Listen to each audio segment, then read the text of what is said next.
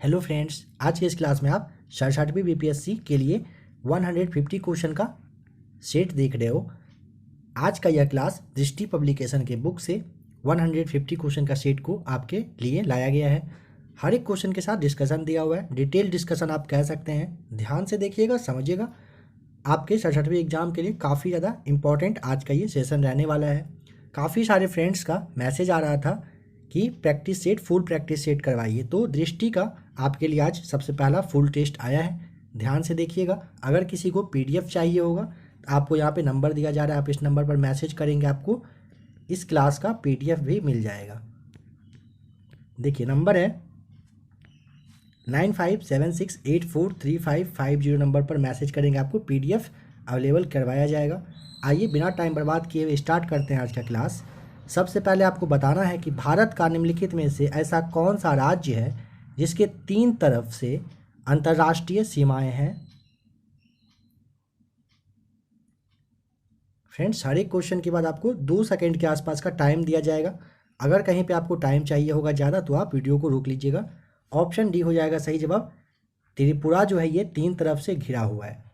देखिए, अगर आपसे पूछे एक अंतर्राष्ट्रीय सीमा से लगा हुआ राज्यों की संख्या बताइए तो आपको टोटल 17 बताना है। ध्यान रखना है आपको, टोटल राज्य कितने हैं, तो 17 हैं जो कि अंतर्राष्ट्रीय सीमा से लगती है। कौन कौन सा है तो एक बार आप ध्यान से सुन लीजिएगा। देखिए, जम्मू कश्मीर है, पश्चिम बंगाल, अरुणाचल प्रदेश, असम, हिमाचल प्रदेश, फिर आपका उत्तराखंड है, सिक्किम है, त्रिपुरा है, मेघालय है, ये नागालैंड है, मणिपुर, मिजोरम, फिर आपका बिहार हो जाएगा, पंजाब है, राजस्थान है, यूपी है और गुजरात है। टोटल 17 ऐसे बिहार के राज्य हैं जो कि अंतर्राष्ट्रीय सीमा साझा करती है। नंबर सेकंड है, निम्नलिखित में से किस राज्य में गुरु शिखर पर्वत चोटी अवस्थित है। राजस्थान सही जवाब हो जाएगा, ऑप्शन नंबर सी। देखिए, राजस्थान का जो अरबुदा पहाड़ी है, एक अरबुदा पहाड़ी है, वहाँ पे एक चोटी है जो कि जिसे आप अरावली पर्वत के नाम से जानते हो। अरावली पर्वत का जो सबसे उच्चतम बिंदु है उसे ही आप कहते हैं कौन सा, ये गुरु शिखर पर्वत के नाम से जाना जाता है। अगर इसकी आपसे हाइट पूछ ले तो आपको बता देना है कि 1700 आपका ये हो जाएगा 22 मीटर है, 1722 मीटर। अगर आपसे फीट में पूछ ले तो 5676 फीट है। ध्यान रखेंगे, अगर आपसे मीटर में पूछता है तो 1722 मीटर होगा और फीट में अगर पूछे तो 5676 फीट इसकी ऊंचाई है। ऑप्शन आपका सी यहाँ पे सही जवाब है। नेक्स्ट है, निम्नलिखित में से मेघालय के पठार का अंश कौन सा नहीं है, आपको बताना है। देखिए, ऑप्शन नंबर आपका जयंतिया, खासी और ये जो गारो है, ये तीनों मेघालय पठार का भाग है। बट ये जो आप भुवन पहाड़ी देख रहे हो यह नहीं है। अब सवाल यहाँ पे ये आता है कि ये कहाँ का है, तो इसके बारे में थोड़ा समझ लीजिएगा। देखिए, आपका जो ये असम है, असम में ना ये भुवनेश्वर एक मंदिर है, ठीक है। कहाँ पर, भुवन पहाड़ी पर एक ये मंदिर है, कौन सा नाम है, भुवनेश्वर मंदिर, जो कि काफ़ी ज़्यादा फेमस है। ध्यान रखिएगा। और ये कहिए कि काफ़ी ऊंचाई पर है। तो ये जो है ऑप्शन आपका यहाँ पे डी जो है वो सही जवाब हो जाएगा। असम में है ये भुवन पहाड़ियाँ। नंबर 4 है, निम्नलिखित में से कौन सा भारत में ज्वालामुखी द्वीप के रूप में है, बताना है। ऑप्शन आपका देखिए, ऑप्शन ए हो जाएगा बैरन द्वीप जो है ये ज्वालामुखी द्वीप है। यह अंडमान निकोबार की जो राजधानी है पोर्ट ब्लेयर, मानिए कि उसी के बहुत पास में, लगभग 30-40 किलोमीटर के डिस्टेंस पे है। तो आपको ऑप्शन नंबर ए ध्यान रखना है और इसके बारे में थोड़ा समझ लीजिएगा। अगर पूछे कि बैरन द्वीप कितने किलोमीटर के एरिया में फैला हुआ है तो आपको 3 किलोमीटर ध्यान रखना है। 3 किलोमीटर एरिया है इसका और 2005 में यह फटा था, जिसके बाद से यहाँ से ज्वाला जो है वो निकल रही है। ध्यान रखिएगा, कब, मई 2005 में, ठीक है। ऑप्शन आपका ए यहाँ पे सही जवाब है। नेक्स्ट क्वेश्चन है, जनजाति और निवास स्थान के निम्न जोड़ों में से कौन सा जोड़ा सही नहीं है, बताना है। फ्रेंड्स, पहले वाले प्रैक्टिस सेट में भी आपको हर एक क्लास में बताया गया है कि नहीं वाले वर्ड पे आपको ज़्यादा फोकस करना है। अगर नहीं रहे ऐसा होता है कि कन्फ्यूजन की वजह से पता नहीं चलता कि नहीं था, और पूरा क्वेश्चन पढ़े बिना ही जवाब इंसान सोचने में लग जाता है। देखिए यहाँ पे जो आपका है ना ऑप्शन नंबर सी जो है भील, ये सिक्किम में आपका दिया हुआ है ना, ये आपका गलत है। सवाल है कहाँ पर है, देखिए बस एक सिक्किम में नहीं होकर यह जो है ना गुजरात, मध्य प्रदेश, छत्तीसगढ़, महाराष्ट्र, राजस्थान, इन सारे जगहों पर ये अनुसूचित जनजाति के लोग रहते हैं। ठीक है, तो भील जनजाति रहते हैं ऐसे समझिएगा। तो ऑप्शन जो यहाँ पे सिक्किम है, एक राज्य इसके लिए फिक्स नहीं हो सकता है। तो मुरिया जो है आपका छत्तीसगढ़, संथाल झारखंड, ये जो टोडा है तमिलनाडु, ये सब मैच किया हुआ, ये बिल्कुल सही जवाब है, ध्यान रखिएगा। नंबर 6 है निम्नलिखित में से कौन सी यमुना की सहायक नदी नहीं है। देखिए ऑप्शन आपका ए हो जाएगा रामगंगा, बिल्कुल सही जवाब। रामगंगा जो है ये यमुना की सहायक नदी नहीं है। ठीक है, और ये आप जान लीजिए कि रामगंगा जो है कहाँ से अगर पूछ निकलती है तो हिमालय से ही इसका उद्गम होता है, ध्यान रखिएगा। ठीक है, आइए देखते हैं नंबर 7, निम्नलिखित में से कौन सा अनुक्रम नदियों की लंबाई के अवरोही क्रम में सही है।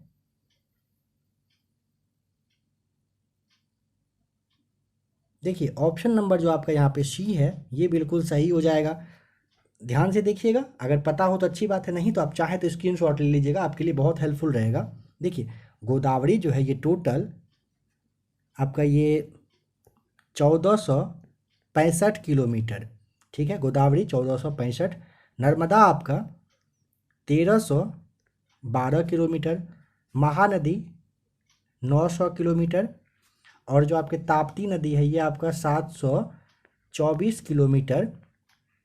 इसका मतलब ये है बहने का जो है लंबाई जो है इसकी नदी की लंबाई है, ध्यान रखिएगा। गोदावरी 1465, नर्मदा 1312, महानदी 900 किलोमीटर और ताप्ती नदी 724 किलोमीटर, इसका ये ध्यान रखेंगे कि लंबाई है। ठीक है, ऑप्शन सी सही जवाब है। देखते हैं नंबर 8 में है निम्नलिखित में से किस नदी पर डुडुमा जलप्रपात है। फ्रेंड्स एक बात यहाँ पे समझिएगा कि यहाँ पे आप देख पा रहे होंगे कि दृष्टि बिहार करेंट अफेयर्स मार्च 2022 है। हो सकता है आपके मन में आएगा कि किस तरह का ये प्रैक्टिस सेट हो, तो इसे भी आप अच्छे से समझ लीजिए। बिहार स्पेशल के लिए दृष्टि पब्लिकेशन का करेंट अफेयर्स का जो बुक आता है उसमें प्रैक्टिस सेट 67 बीपीएससी सीडीपीओ के लिए दिया जाता है। मार्च 2022 यानी कि लेटेस्ट जो भी आपके लिए आया है उसी का ये प्रैक्टिस सेट है, और डिस्कशन वगैरह इस क्लास के साथ नहीं दिया हुआ है। ये जो भी आप डिस्कशन देख रहे हैं ये सारा कुछ मेरे द्वारा आपको बताया जा रहा है, ध्यान से देखिएगा, समझिएगा। बस इसके साथ 150 क्वेश्चन के साथ इसका आंसर दिया हुआ रहता है। तो यहाँ पे आपको पूरा अच्छे से एक्सप्लेन करके समझाया जा रहा है, क्योंकि बहुत सारे फ्रेंड्स का मैसेज आया था कि पूरा प्रैक्टिस सेट करवाने के लिए और काफ़ी अच्छे से डीप डिस्कशन के लिए, तो जितना पॉसिबल है आज के क्लास में आपको डीपली बताने का कोशिश किया जा रहा है। देखिए डुडुमा जलप्रपात आपसे पूछा है कहाँ पर है, तो क्या होगा इसका सही जवाब, ऑप्शन नंबर डी ये बी हो जाएगा, मत्स्य कुंड। ध्यान रखिएगा कहाँ पर, मत्स्य कुंड सही जवाब है। देखिए अगर पूछे कि कहाँ पर है तो ये भी आप जान लीजिए, भारत का जो राज्य है उड़ीसा राज्य है ना, यहाँ पर इसी के पास में एक कोरापुट जिला करके है, और कोरापुट जिला का ही, और ये विशाखापट्टनम जो है उसके जिला का जो मतलब सीमा है वहाँ पर का एक ये जलप्रपात है। ध्यान रखिएगा कहाँ का, तो उड़ीसा राज्य का कोरापुट जिला और विशाखापट्टनम जिले के सीमा पर एक ये जलप्रपात है। और अगर पूछे कि नदी बताइए कौन सा, तो आपका ये मैकुंड करके है, मैकुंड नदी पर। ठीक है, ध्यान रखिएगा। नंबर 9 देखते हैं, भारत में निम्नलिखित में से कहाँ पर सुनामी वार्मिंग सेंटर अवस्थित है। देखिए इसके बारे में थोड़ा सा पहले समझ लीजिए कि दिसंबर 2018 में इंडोनेशिया में बहुत तेज़ सुनामी आया था, बहुत खतरनाक वाला, आपको पता होगा अगर आप न्यूज़ से करंट अफेयर्स अपडेट रहते होंगे तो आपको पता होगा। 2018 में दिसंबर में इंडोनेशिया में बहुत खतरनाक ये आपका सुनामी आया था, जिसमें कि टोटल 450 लोग की जान चली गई थी। इसीलिए इसके बाद हर देश के पास अपना एक ये सुनामी वार्मिंग सेंटर बनाने का वो हुआ, स्टार्ट हुआ, और सबके पास लगभग है। यह जो है ना काफ़ी पहले सुनामी आने का इन्फॉर्मेशन दे देता है। अगर पूछे भारत में कहाँ पर, तो आपके भारत में आपके हैदराबाद में सुनामी वार्मिंग सेंटर है, ध्यान रखिएगा। नंबर 10 है, भारत में निम्नलिखित में से कौन सी सबसे अधिक उपजाऊ मृदा के रूप में जानी जाती है? देखिए ऑप्शन आपका बी हो जाएगा, जलोढ़ मृदा। यह जो है ना गंगा ब्रह्मपुत्र नदी जो है उसका जो कहिए आप उसके द्वारा जो मिट्टी लाया जाता है, जिसे आप गाद के नाम से जानते हैं, उसी के कारण हर साल क्या होता है, बाढ़ वगैरह आता है और उस वजह से मिट्टी उपजाऊ रहती है। हमेशा नया नया मिट्टी आता है तो हमेशा उपजाऊ रहती है। एक मिट्टी आपको पता ही है, एक ही मिट्टी पे बार बार खेती करने से उसकी उर्वरक क्षमता जो है वो खत्म हो जाती है। निम्नलिखित में से किस कारण से चंद्रमा के धरातल पर दो व्यक्ति एक दूसरे की बात को नहीं सुन पाते हैं?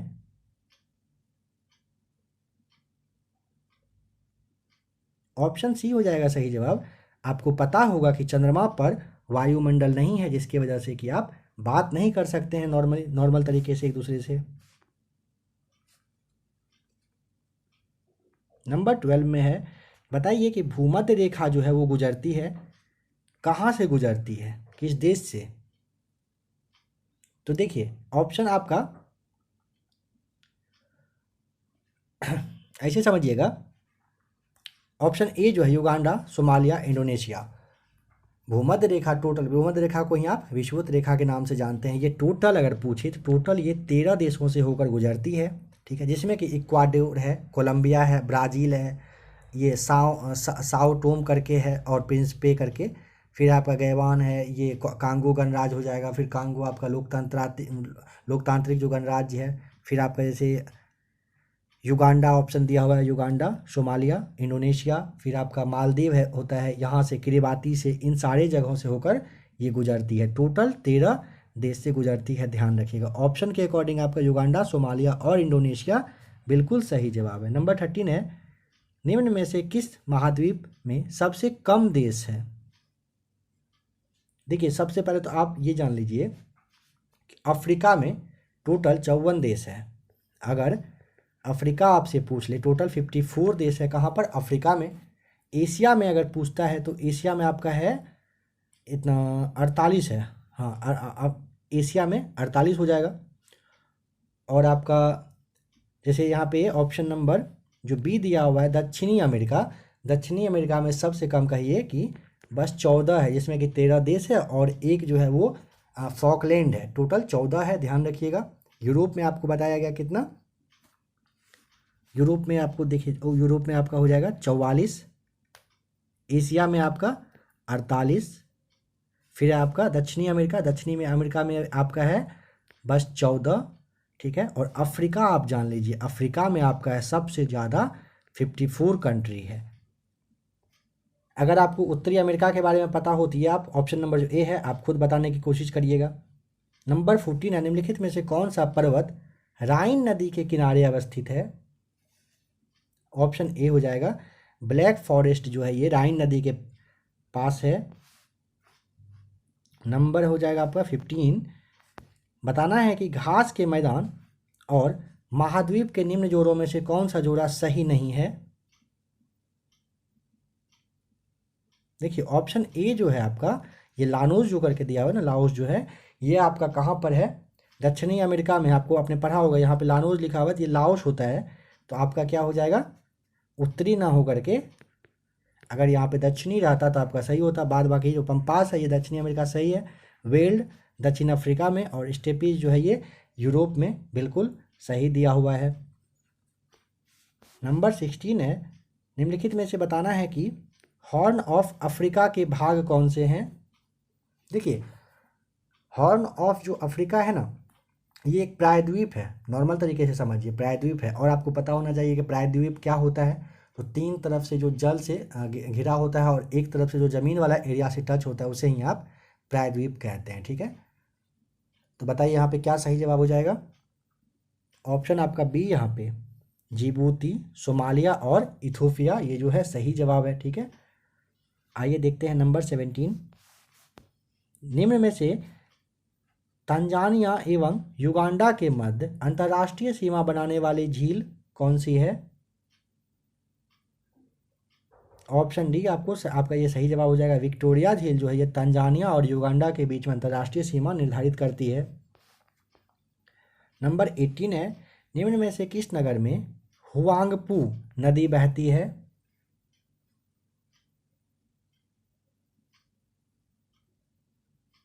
देखिए ऑप्शन नंबर आपका यहाँ पे डी बिल्कुल सही जवाब हो जाएगा, संघाई में।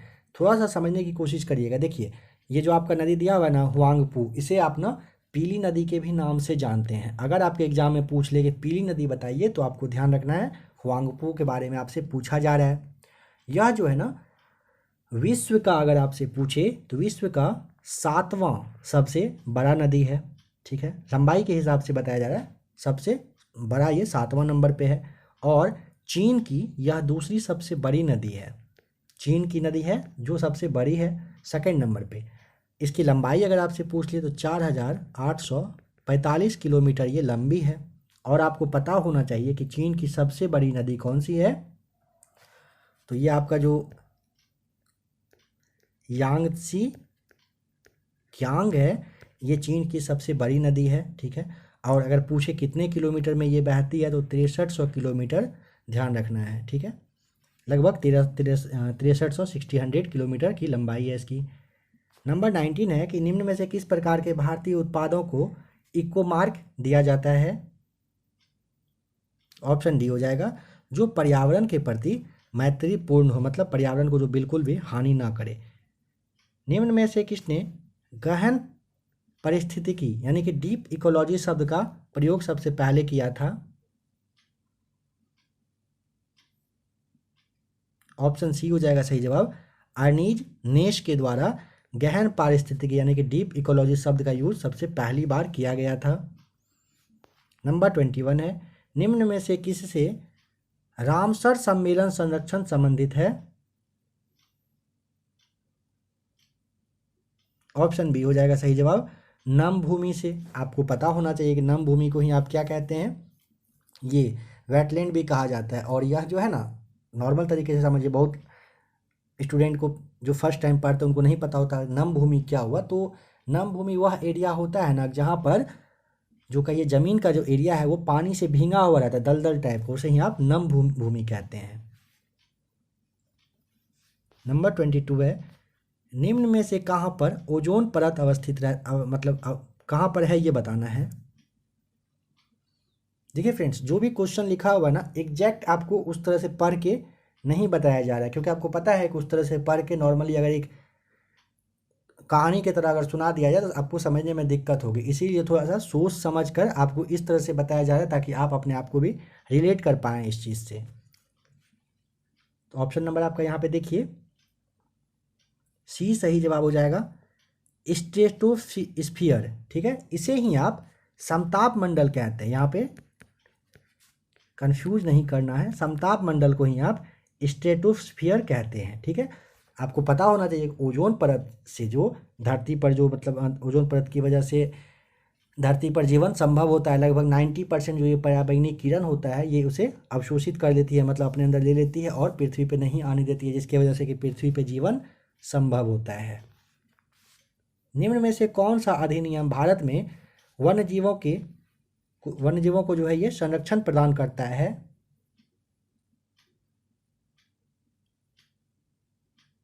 ऑप्शन आपका यहाँ पे बी हो जाएगा, वन्य जीव संरक्षण अधिनियम 1972 के ही द्वारा क्या है वन्य जीव को संरक्षण प्रदान किया जाता है।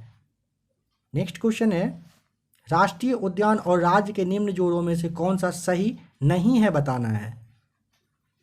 बताइए सही नहीं कौन सा है। ऑप्शन नंबर जो आपका देखिए सी दिया हुआ है ना, ये सिमलीवाल राष्ट्रीय उद्यान बिहार में, ये आपका गलत है। सिमलीवाल कहाँ पर है तो आपको पता होना चाहिए बिहार के जगह पे अगर यहाँ पे आपको उड़ीसा दिया हुआ रहता उड़ीसा तो ये सही होता। बाद बाकी रोहला राष्ट्रीय उद्यान जो है ये हिमाचल प्रदेश, बांदीपुर कर्नाटक में, राजा जी जो है ये उत्तराखंड में है और सिमलीवाल राष्ट्रीय उद्यान कहाँ पर है तो उड़ीसा में है। निम्न में से किस एक की खेती एथेनॉल के लिए की जा सकती है? देखिए ऑप्शन जो ए है ना, मक्का दिया हुआ, ये आपका सही है। इसके अलावा देखिए चावल है, गेहूं है, जौ है, ज्वार है, इन सारे अनाज से भी ना इथेनॉल यूज करने का प्रोसेस चालू है, मानिए बहुत जल्द स्टार्ट हो जाएगा। अब सवाल आ सकता है आपके मन में कि आखिर ये इथेनॉल होता क्या है? तो देखिए यह एक तरह का ना, आप कहिए कि मतलब ऐसा अल्कोहल जैसा कह सकते हैं। अल्कोहल कहने का मतलब है कि जो पेट्रोल में मिलाकर गाड़ी में तेल के जैसा ना यूज करने का प्रोसेस होता है, ये यूज किया जा सकता है। ठीक है, तो ऑप्शन ए यहाँ पे सही जवाब है। बताना है कि इरिथ्रियन एक यूनानी नाम है जिसका प्रयोग निम्न में से किसके संदर्भ में किया जाता है? ऑप्शन आपका बी हो जाएगा, लाल सागर के संदर्भ, यानी लाल सागर के लिए ना इरिथ्रियन कहा जाता है। नंबर 27 है, हड़प्पाई स्थल और स्थिति के निम्न जोड़ों में से कौन सा जोड़ा सही नहीं है? बताना है। देखिए कालीबंगा यहाँ पे राजस्थान गलत है, माफ़ कीजिएगा बिहार दिया हुआ है, ये गलत है, तो होगा क्या? तो राजस्थान में है। ठीक है, मोहनजोदड़ो पथ कहाँ पर है? तो सिंध में, ये आपका सही है। राखी गढ़ी के बारे में पता होना चाहिए कि ये आपका हरियाणा का जो हिसार जिला है यहाँ पर है राखी गढ़ी। और रंगपुर कहाँ पे है, याद करने की कोशिश करिए। रंगपुर आपका हो जाएगा गुजरात में। ठीक है, तो ऑप्शन जो आपका यहाँ पे है बी नंबर जो है मोहनजोदड़ो या कहाँ पर सिंध में, ये बिल्कुल सही दिया हुआ है। ठीक है, बाद बाकी जो आपका ये है ए, सी और डी ये सब गलत दिया हुआ है। तो आपसे पूछा था कौन सा जो है सही है ना, तो सही है, तो ऑप्शन बी आपको टिक करना है। नेक्स्ट क्वेश्चन, एक निम्न में से कौन सा मगध साम्राज्य पर शासन करने वाले राजवंशों का सही क्रम है? आराम से सोच के जवाब बताइए।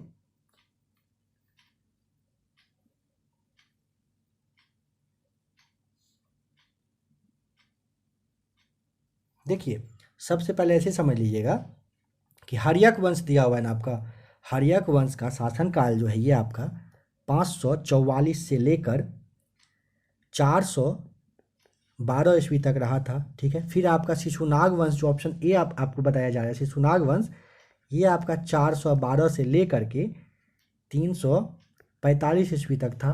फिर है आपका कौन सा, ये नंद वंश। तो नंद वंश 344 से लेकर के ये आपका 321 तक, और आपका जो मौर्य वंश है ये 321 से लेकर के आपका ये 185 ईसा पूर्व तक, सारे के सारे आपको ईसा पूर्व में बताया गया है। इतना मतलब शासन किए थे, कह सकते हैं कि लगभग 37 साल तक मौर्य वंश के द्वारा शासन किया गया था। ठीक है, ऑप्शन ए आपका यहाँ पे सही जवाब है। नेक्स्ट क्वेश्चन है, निम्न में से किस दर्शन को लोकायत कहा जाता है? देखिए लोकायत, लोकायत जो है ना ये चावार्क को कहा जाता है, और इसके बारे में इतना आप समझ लीजिए कि ये एक नास्तिक दर्शन के रूप में है। ठीक है, प्राचीन मतलब इतिहास का ना, प्राचीन भारतीय इतिहास का ना, ये एक नास्तिक दर्शन के रूप में है। कौन सा? लोकायत, यानी कि चावार्क जो है। बताना है कि निम्नलिखित में से कौन सा कथन रब तक अभिलेख के संदर्भ में सही है? आप इसे रबातक भी कहते हैं, कहीं पे आपको रबातक भी मिल सकता है देखने को, ये भी ध्यान रखिएगा।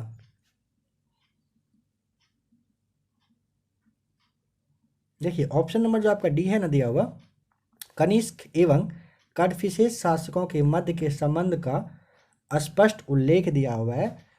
तो यहाँ पे आप कंफ्यूज नहीं करिएगा, समझिएगा बात को कि क्या है ना कि रवातक अभिलेख जो है ना ये अफगानिस्तान में, अफगानिस्तान में 1993 में मिला था। ठीक है, ये अभिलेख मिला। कनिष्क के परदादा का नाम आपको अगर पता हो तो आप समझ पाए होंगे क्वेश्चन क्या कह रहा है। देखिए कनिष्क के जो परदादा थे ना, उन्हीं का नाम ये कदफिसेस है। ठीक है, कनिष्क के दादा का नाम कदफिसेस है। और देखिए उनके जो ये हैं, माफ़ कीजिएगा फ्रेंड, दादा नहीं परदादा इनके थे ये। कदफिसेस जो है ये इनके परदादा थे, यानी कि परदादा के बारे में। फिर उनके जो पिताजी थे, फादर थे, वो थे क्या तो नाम था, हाँ सद्दा शकन करके नाम है। ठीक है, सद्दा शकन उनके दादा थे। फ्रेंड्स माफ़ी चाहूँगा, थोड़ा सा देखिएगा एक बार। कनिष्क के परदादा थे कदफिसेस। ठीक है, दादा थे सद्दाशकन करके। एग्जाम में फ्रेंड्स पूछ सकता है, ध्यान से समझने की कोशिश करिएगा। दादा हो गया इनके, ठीक है, ये अब इनके दादा हैं। फिर इनके पिताजी आए। अब पिता कौन है इनके, तो इनका नाम था वो वीम, और कटफिशेस तो इनका टाइटल ही है, ऐसे समझ लीजिए, वीम था इनके पिता का नाम, ठीक है। इन्हीं सब के बारे में, और उनके बारे में मतलब काफ़ी अच्छे से एक्सप्लेनेशन दिया। जैसे आप डायरी लिखते हैं उसी तरह का ये एक अभिलेख है, जिसमें कि कनिष्क और उनके परदादा, दादा और पिता के बारे में कैसा क्या रिलेशन वगैरह था, सारा कुछ दिया हुआ है इसी में। नंबर 31 है, विभाग और संबंधित पद के निम्न में से जोड़ों का कौन सा जोड़ा सही है बताना है।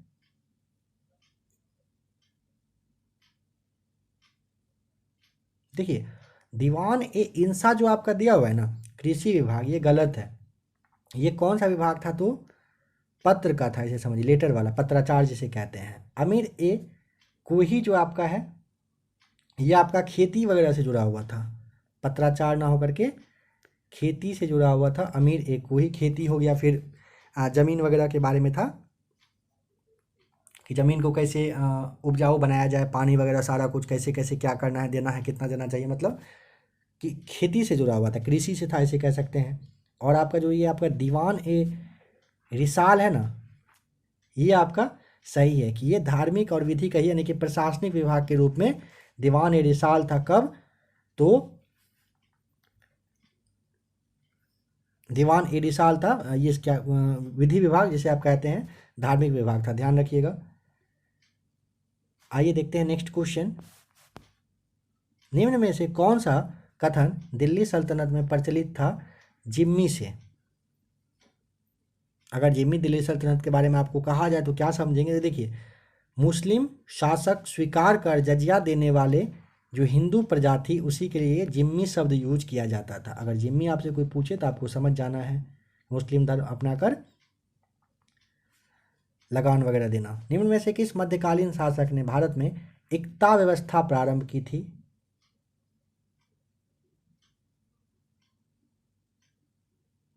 ऑप्शन आपका बी यहाँ पे सही जवाब हो जाएगा। इल्तुतमिश के द्वारा क्या किया गया था, इक्ता व्यवस्था की शुरुआत की गई थी। देखिए, इक्ता व्यवस्था क्या था, इसमें ना सुल्तान अपने प्रशासनिक सैनिक कहिए, भू राजस्व वाला जो एरिया होता है ना, व्यवस्था करना, मतलब उसको प्रशासनिक हो गया, सैनिक हो गया, और आपका भू राजस्व जैसे असूलना है उसको एकत्रित करने के लिए, इकट्ठा करने के लिए, संगठित करने का एक ये व्यवस्था था। कौन सा, इक्ता व्यवस्था, इसे इल्तुतमिश के द्वारा शुरू की गई थी। नंबर 34 है, निम्नलिखित में से कौन जहांगीर के दरबार में ब्रिटिश शासक जेम्स प्रथम का राजदूत था। ऑप्शन डी हॉकिंस सही जवाब हो जाएगा, जहांगीर के दरबार में रहने वाले थे। निम्न में से बताना है कि युद्ध और उसका जो रिलेटेड जो सन ईस्वी है वो कौन सा सही है। देखिए, यहाँ पे पानीपत 26 में हुआ था, चौसा का 39 में, खानवा का यहाँ पे जो 40 दिया हुआ ये आपका गलत है, ये आपका हुआ था 1527 में हुआ था, ठीक है। और फिर कन्नौज का युद्ध मई 40 में, ये सही जवाब है। तो ऑप्शन नंबर आपका सी यहाँ पे सही हो जाएगा। बताना है कि निम्न में से किस मराठा ने अंग्रेजों के साथ सूरत की संधि की थी। ऑप्शन बी हो जाएगा, रघुनाथ राव के द्वारा सूरत की संधि की गई थी। बताइए कौन सा जोड़ा है जो सही नहीं है। देखिए, मद्रास की संधि 1769 ईस्वी में हुआ था, ये सही है। किसके बीच, तो अंग्रेज और ये आपका हैदर अली के बीच, हैदर अली के बीच में हुआ था। फिर आपका मंगलोर की संधि जो 1784 में है, ये बिल्कुल सही है। ये हुआ था किसके बीच, तो आपका ये टीपू सुल्तान, ठीक है, और ब्रिटिश इंडिया के बीच, टीपू सुल्तान और ब्रिटिश के बीच। इलाहाबाद की संधि जो है ये शाह आलम के द्वारा किया गया था, ठीक है। इलाहाबाद जो है आपका ये हो जाएगा शाह आलम के द्वारा। किसके साथ, सवाल आ सकता है किसके साथ, तो कंपनी के साथ, ब्रिटिश कंपनी था उसके साथ किया गया था, जिसमें कि बिहार, बंगाल, उड़ीसा पर टैक्स लेने का अधिकार कंपनी को दिया गया था 1765 में।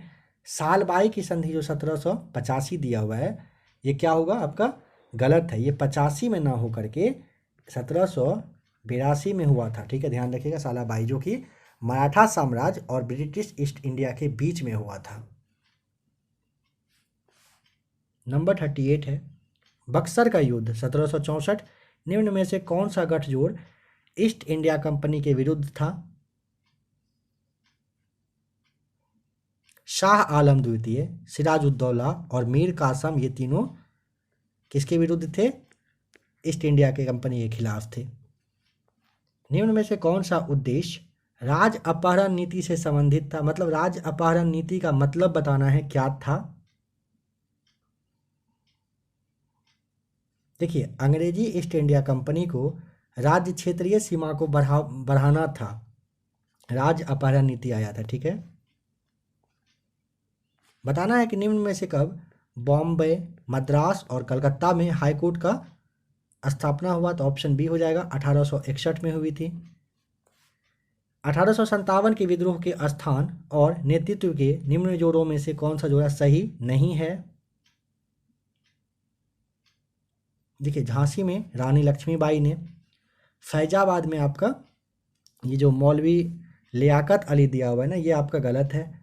यहाँ पे अगर अहमद अहमद उल्लाह शाह रहता तो आपका सही हो जाता। ठीक है, लखनऊ में बेगम हजरत महल और कानपुर में अजीमुल्ला खां के द्वारा ही हुआ था 1857 का विद्रोह। बताइए, नील दर्पण जो नाटक है वो किस वस्तु मतलब किस विषय वस्तु के संदर्भ में लिखा गया है? तो सबसे पहले समझ लीजिए कि नील दर्पण जो है ये बांग्ला का एक ना प्रसिद्ध नाटक है। ठीक है, और यह जो है दीन बंधु के द्वारा लिखा गया था। दीन बंधु के द्वारा नील दर्पण लिखा गया था। ये जो है ना बंगाल में नील विद्रोह का जो आंदोलन है उसी के बारे में है। ठीक है, तो ऑप्शन आपका क्या हो जाएगा? नील उत्पादक किसानों का उत्पीड़न, ऑप्शन ए सही जवाब हो जाएगा। बताना है कौन सा कथन जनजातीय विद्रोह के संदर्भ में सही है? देखिए, ऑप्शन नंबर जो सी आपका है ना, संथाल विद्रोह बिहार में स्थानीय जमींदारों और महाजनों द्वारा किए गए शोषण के विरोध में था, ये आपका सही दिया हुआ है। ठीक है, और आप देखिए यहाँ पे थोड़ा सा समझ लीजिए, रंपा विद्रोह है आपका। तो रंपा विद्रोह जो है ना प्रकृति और प्रकृति का ये वन वगैरह को बचाने के लिए ना रंपा जनजाति के द्वारा ये रंपा विद्रोह किया गया था। ठीक है, अहोम विद्रोह यहाँ पे दिया हुआ है। अहोम विद्रोह अहोम क्यों हुआ था?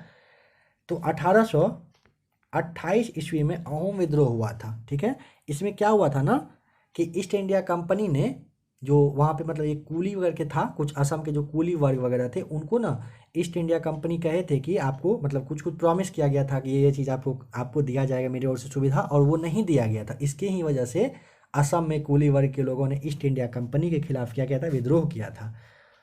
फिर है आपका ताना भगत, जो ताना भगत आंदोलन। तो देखिए, ताना भगत जो है ना बिरसा मुंडा के आंदोलन के मतलब कहिए कि 13 साल के बाद हुआ था। ठीक है, और ताना जो है आंदोलन ये सिंधु और कान्हू के क्षेत्र में जो दिया हुआ दिक्कुओं के द्वारा हस्तक्षेप किए जाने के विरोध में है। तो ये क्या क्या था ना कि यहाँ पे आपका 1914 ईस्वी में, देखिएगा 1914 ईस्वी में ना बिहार में लगान का जो मतलब काफ़ी ज़्यादा पैसा लिया जाता था, लगान और चौकीदारी कर लेना स्टार्ट हो गया था। इसी के विरोध में ना ये ताना भगत आंदोलन स्टार्ट हुआ था। ठीक है, तो आपका ऑप्शन के अकॉर्डिंग यहाँ पे सी हो जाएगा सही जवाब।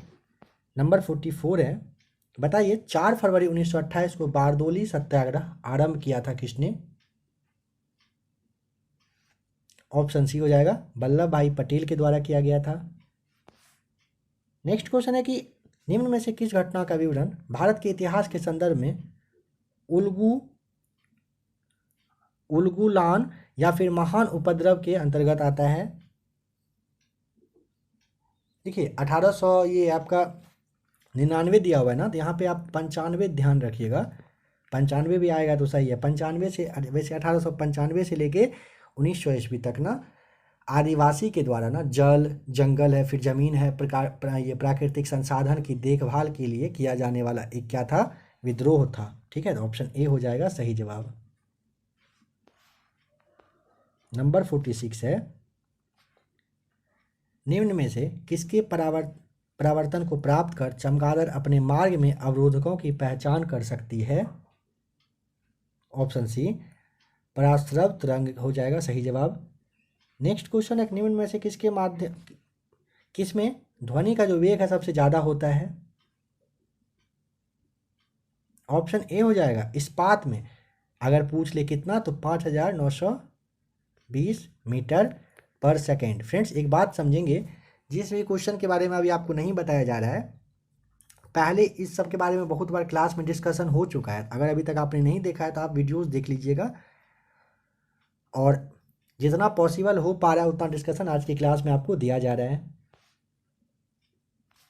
नंबर 48 है, हाइपर मेट्रोपिया रूपी रोग के उपचार के संदर्भ में किसका उपयोग किया जाता है? हाइपर मेट्रोपिया, देखिए नाम देखकर लग रहा होगा पता नहीं क्या है, अगर पता हो तो अच्छी बात है। देखिए दूरदृष्टि जो है ना, ऐसे समझिएगा कि दूरदृष्टि दोष दोष जो होता है वो किस किस तरह के लोगों को होता है, तो वैसे लोगों को होता है जो लोग दूर की वस्तुओं को तो आराम से देख लेता है बट पास की ही वस्तुओं को नहीं देख पाता है, इसी कंडीशन को हाइपरमेट्रोपिया कहा जाता है। ठीक है, ऑप्शन नंबर आपका यहाँ पे क्या होगा सही जवाब? बी हो जाएगा सही जवाब। किसका? तो उत्तल लेंस का इसमें यूज किया जाता है। नंबर 49 है, CFL का पूरा नाम बताइए। ऑप्शन ए हो जाएगा कॉम्पैक्ट फ्लोरोसेंट लैंप कहा जाता है CFL को। निम्न में से किसने सर्वप्रथम विद्युत धारा के चुंबकीय प्रभाव को सर्वप्रथम अवलोकित किया था? ऑप्शन सी हो जाएगा ये ऑस्ट्रेंड जो करके है, अगर पूछ ले कब किया था, 1820 ईस्वी में किया गया था, ये भी ध्यान रखेंगे। नंबर 51 है, निम्न में से कौन से प्रकाश वोल्टीय सेल हैं? ऑप्शन डी हो जाएगा सही जवाब, सौर सेल। देखिए सौर सेल जो है ना, सूर्य के प्रकाश को, सूर्य का जो ये प्रकाश ऊर्जा होता है ना, उसे वैद्युत प्रभाव के माध्यम से ना विद्युत ऊर्जा में परिवर्तित कर देता है। ठीक है, तो ऑप्शन डी आपको ध्यान रखिएगा, प्रकाश वोल्टीय सेल है सौर सेल। निम्न में से किस सिद्धांत पर हाइड्रोजन बम आधारित है? ऑप्शन सी अनियंत्रित संलयन अभिक्रिया पर है, और आपको पता होना चाहिए कि हाइड्रोजन का आविष्कार किसने किया था, तो ये आपका एडवर्ड, और जो आप एडवर्ड टेलर नाम है उनका, इन्हीं के द्वारा किया गया था। ठीक है, नंबर 53 है, निम्न में से किस क्षेत्र में विशेष योगदान के लिए होमी भाभा पुरस्कार दिया जाता है? ऑप्शन आपका डी हो जाएगा नाभिकीय ऊर्जा के क्षेत्र में। पता होना चाहिए कि भाभा ने ये एटॉमिक एनर्जी के विकास के लिए, मतलब ये काफ़ी ज़्यादा, मतलब उनके प्रति समर्पित रहे थे। कौन? होमी भाभा जो है, ये नाभिकीय ऊर्जा पुरस्कार जो है, ये होमी भाभा पुरस्कार जो है ये दिया जाता है नाभिकीय ऊर्जा के क्षेत्र में। नंबर 54 है, बताइए कि रेडॉन क्या है? ठीक है, समझिएगा फ्रेंड्स, रेडॉन जो है ना आपका ऑप्शन नंबर क्या हो जाएगा? ए, ये आपका डी हो जाएगा। रेडॉन एक अक्रिय गैस है। ठीक है, देखिए रेडॉन का सिंबल अगर पूछे क्या होता है तो ऐसे लिखा जाता है RN करके। अगर आपसे पूछता है कि रेडॉन का जो आपका ये परमाणु, देखिएगा रेडॉन का जो परमाणु संख्या है तो वो आपको 86 बताना है। परमाणु भार अगर पूछता है तो 222 आपको बताना है। और देखिए रेडॉन के जो परमाणु में है ना वो 86 यानी कि 86 इलेक्ट्रॉन, 86 प्रोटॉन, 136 न्यूट्रॉन और 6 एनर्जी लेवल होता है। ठीक है, ध्यान रखिएगा, काफ़ी इंपॉर्टेंट है ये जो अभी आपको बताया गया। परमाणु संख्या 86, परमाणु भार 222, फिर आपका रेडॉन का जो परमाणु में है ना 86 इलेक्ट्रॉन, 86 प्रोटॉन, 136 न्यूट्रॉन और 6 एनर्जी लेवल भी होता है, ध्यान रखिएगा। आइए देखते हैं नेक्स्ट क्वेश्चन। बताइए कि निम्न में से कौन सा सर्वाधिक एवं न्यूनतम अभिक्रियाशील वाला युग्म है? सबसे ज़्यादा अभिक्रियाशील और सबसे कम।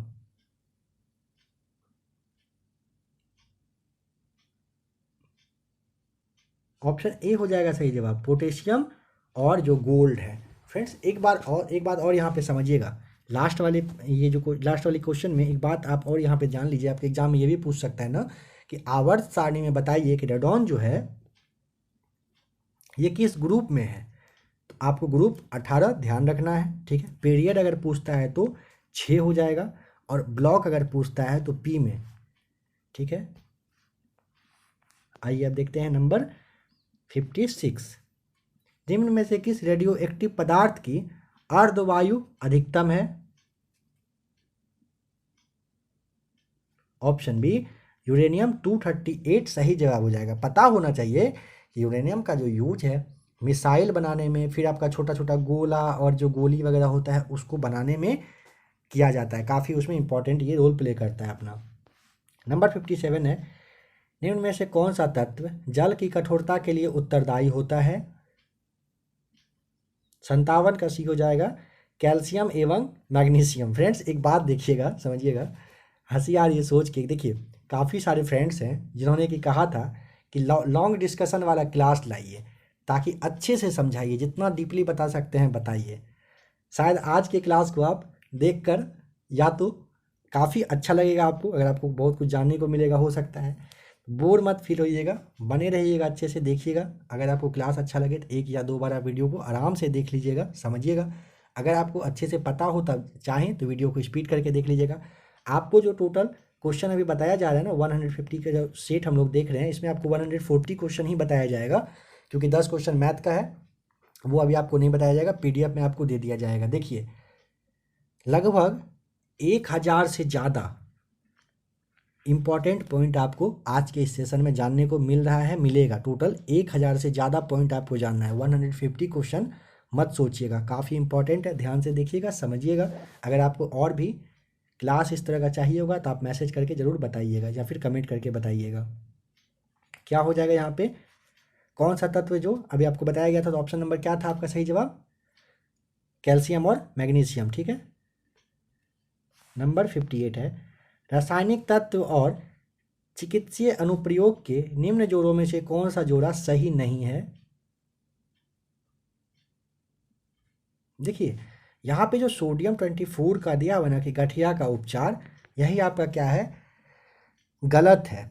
तो अब सवाल है कि सोडियम 24 का यूज क्यों होता है, तो चिकित्सा के लिए नहीं होकर के ना, गठिया जो दिया हुआ है चिकित्सा में आता है ना, तो मेडिकल के सेंस में ना होकर जो आपका ये औद्योगिक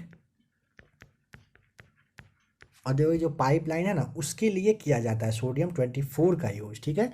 बाद बाकी आपका कोबाल्ट 60 का रक्त कैंसर के इलाज में, आर्सेनिक 74 का ट्यूमर की पहचान, और आयोडीन 131 का थायराइड ग्रंथि के यूज के लिए थायराइड ग्रंथि में यूज किया जाता है। तो ऑप्शन ए ही आपका यहाँ पे सही जवाब था, कि ये सही मैच किया हुआ नहीं था। बताइए कि कृत्रिम वर्षा के संदर्भ में जो कौन सा पदार्थ है उसका यूज किया जाता है? तो ऑप्शन नंबर आपका डी हो जाएगा, सिल्वर आयोडाइड का यूज किया जाता है। कि क्यों, तो कृत्रिम वर्षा करवाने के लिए। और आपको पता होना चाहिए कि जो सिल्वर आयोडाइड है ना, ये आपका अकार्बनिक यौगिक है, ठीक है, अकार्बनिक यौगिक है। निम्न में से कौन सा खाने का सोडा का रासायनिक नाम है? ऑप्शन ए हो जाएगा सोडियम बाइकार्बोनेट। नेक्स्ट क्वेश्चन है, निम्न में से किसका मस्तिष्क और उसके शरीर के अनुपात में सबसे बड़ा होता है? कहने का मतलब है क्या है ऐसा जिसका कि जो माथा है ना, सिर, और उसका जो शरीर है, इन दोनों का अनुपात में काफ़ी अंतर होता है। आपको पता होना चाहिए, चीटी। ऑप्शन नंबर सी हो जाएगा। निम्न में से कौन सा हार्मोन स्त्रियों के गौण लैंगिक लक्षण को बनाए रखने के लिए जो ना मुख्य भूमिका का रोल प्ले करता, रोल निभाता है? कौन? ऑप्शन ए हो जाएगा एस्ट्रोजन।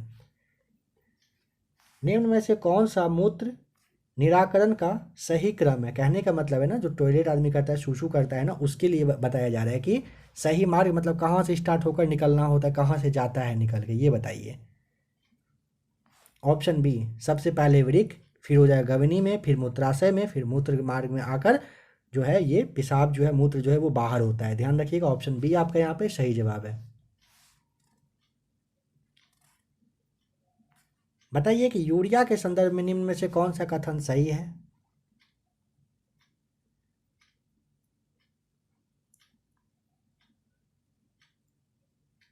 ऑप्शन नंबर आपका यहाँ पे डी सही जवाब हो जाएगा। यह यकृत में उत्पन्न होता है, यह सही है। ठीक है। और अगर पूछे कि यूरिया जो है वो क्या है, तो ऐसे समझिए कि यह जो है ना एक कार्बनिक यौगिक है।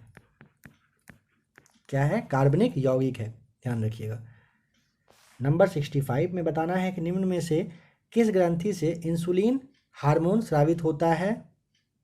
ऑप्शन सी हो जाएगा अग्नाशय से, बहुत बार पहले भी बताया गया डिस्कशन करके। बताइए कि रक्त समूह और प्लाज्मा में प्रतिरक्षी यानी कि एंटीबॉडीज जो है उसके बारे में बताइए कौन सा जोड़ा सही नहीं है, बताना है। एंटीजन को आप ये जो प्रतिरक्षी दिया हुआ है ना, चलिए आप बताइए क्या जवाब होगा। फ्रेंड्स देखिए ऐसा करिए कि ये वाला जो सवाल है ना, इसका जवाब आप बताइएगा। अगर आपको पता है तो आप नंबर 66 लिख के कमेंट करके, और अगर आपको पॉसिबल तो एक्सप्लेन करके आप बताने की कोशिश करिए। नहीं पता हो तो फिर जो नेक्स्ट दृष्टि का क्लास आएगा सेकंड वाले, उसमें नंबर 66 को आपको अच्छे से समझाया जाएगा। अगर होगा आगे तो 1-2 क्वेश्चन और आपके लिए छोड़ा जाएगा, नहीं तो देखिए अभी देखिए बताइए निम्न में से कौन सी गतिविधियां मानव पाचन तंत्र के संदर्भ में सही नहीं है। फ्रेंड्स देखिए दृष्टि पब्लिकेशन का जो अभी आप बुक देख रहे हो, इससे काफ़ी सारे प्रैक्टिस शीट वगैरह भी पहले कराया जा चुका है। बिहार स्पेशल भी आपको बताया गया है, करेंट अफेयर्स भी आपको बताया गया है। अगर अभी तक आपने उसे नहीं देखा है तो आप एक बार ज़रूर देख लीजिएगा। आपके एग्जाम में काफ़ी ज़्यादा इंपॉर्टेंट सेशन सब जो है टॉपिक है उसको कवर करवाया जा चुका है एग्जाम के लिए। तो देखिए यहाँ पे आपका सही जवाब क्या हो जाएगा, डी नंबर आपका यहाँ पे बिल्कुल सही जवाब हो जाएगा। देखिए क्या है ना कि कार्बोहाइड्रेट का पाचन ग्रास नली में होता है, दिया हुआ है ना, यह आपका गलत है। कार्बोहाइड्रेट का जो पाचन है वो मुंह से ही ना स्टार्ट हो जाता है। ठीक है, ध्यान रखिएगा मुंह से। और एक बात देखिए यहाँ पे आपका दिया हुआ है ना कि जठर रस का स्राव आमाशय में होता है, सही है। पाचन कार्य मुख गुहा से आरंभ हो जाता है, ये भी सही है। प्रोटीन का पाचन आमाशय में आरंभ होता है, ये भी सही है। यहाँ जो आपका जठर रस दिया हुआ है तो आपको यहाँ पे थोड़ा सा सोचना पड़ सकता है जठर रस क्या है। तो जठर रस यह एक ग्लाइकोजोन होता है, ठीक है, जो कि स्टार्च को ना माल्टोज में बदल देता है। क्वेश्चन आता है ना कि स्टार्च को माल्टोज में कौन बदलता है, तो ग्लाइकोजोन, यानी कि आप जठर रस जिसे कहते हैं, ये ध्यान रखिएगा। नंबर 68 है निम्न में से किस हार्मोन के प्रभाव से स्तन ग्रंथि से दुग्ध का स्राव होता है। ऑप्शन बी हो जाएगा ऑक्सीटोसिन, सही जवाब हो जाएगा। ऑक्सीटोसिन जो है ना, ये हार्मोन जो है ये मतलब हाइपोथैलेमस में उत्पन्न होता है, ये ध्यान रखिएगा। ये जो हार्मोन आपका दिया हुआ है ना, हार्मोन ये हाइपोथैलेमस में स्टार्ट होता है, उत्पन्न होता है, बनता है। नंबर 69 है बताइए कौन सा कार्य है जो मानव शरीर में हीमोग्लोबिन के द्वारा पूरा होता है। ऑप्शन डी हो जाएगा ऑक्सीजन का ये परिवहन करना हीमोग्लोबिन के ही द्वारा होता है।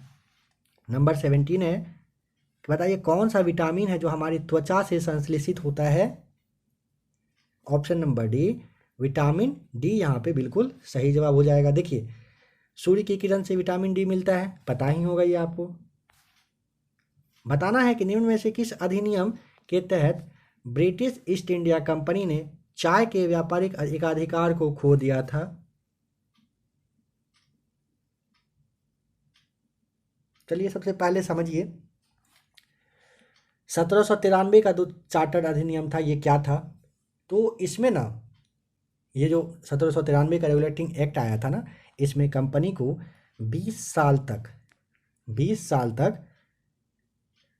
ऐसे समझिए कि 1793 में 1773 में जो एक आया था ना, उसके तहत ना 1793 तक का मिल गया था इनको 20 साल तक, और व्यापार करने का जो आदेश था ना वो मतलब खत्म होने वाला था, उसी को बढ़ा दिया गया था। ठीक है, और इसी मतलब अवधि में कहिए कि इसी बढ़ाने के लिए 1793 का चार्टर्ड एक्ट आया था।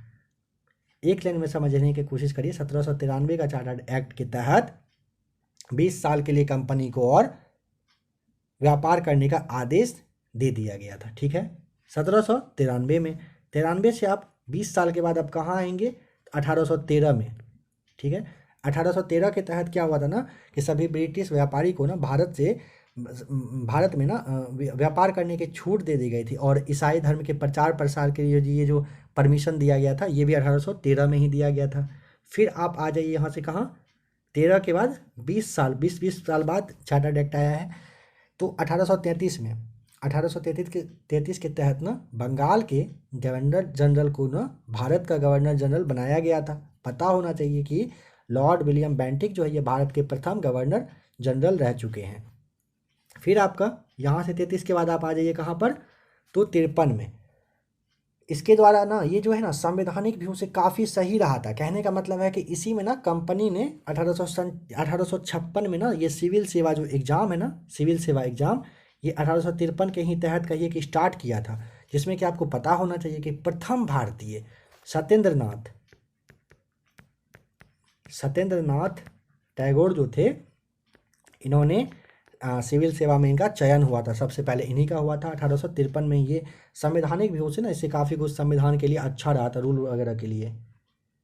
नंबर 72 है, राज्य के नीति निर्देशक सिद्धांत का प्रावधान भारतीय संविधान में किस देश से लेकर मतलब जोड़ा गया है, कहाँ से लाया गया है? तो आपका यहाँ पे डी हो जाएगा सही जवाब, आयरलैंड से। देखिए राज्य का जो नीति निर्देशक तत्व है ना, राज्य का जो नीति निर्देशक सिद्धांत है, तत्व है, ये संविधान के भाग अगर पूछे तो भाग 4 में, ठीक है, और अनुच्छेद अगर आपसे पूछता है तो 36 से लेके 51 में दिया हुआ है। देखते हैं नेक्स्ट क्वेश्चन, संघीय प्रणाली का निम्न में से कौन सा लक्षण जो है भारतीय राजनीतिक प्रणाली में नहीं पाया जाता है? ऑप्शन जो आपका बी है, दोहरी नागरिकता।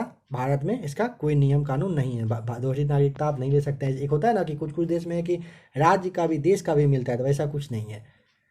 बताइए निम्न में से कौन सा क्रम भारतीय संविधान की प्रस्तावना के संदर्भ में सही है? अगर आपको प्रस्तावना याद हो तो आराम से आप बता दोगे यहाँ पे। ए हो जाएगा, पता ही होगा हम भारत के लोग, भारत को उसके बाद क्या था, संपूर्ण प्रभुत्व संपन्न समाजवादी पंथ निरपेक्ष लोकतंत्रात्मक गणराज। इसके आगे का आपको पता हो तो अच्छी बात है, नहीं तो आप एक बार दो बार पढ़ लीजिएगा।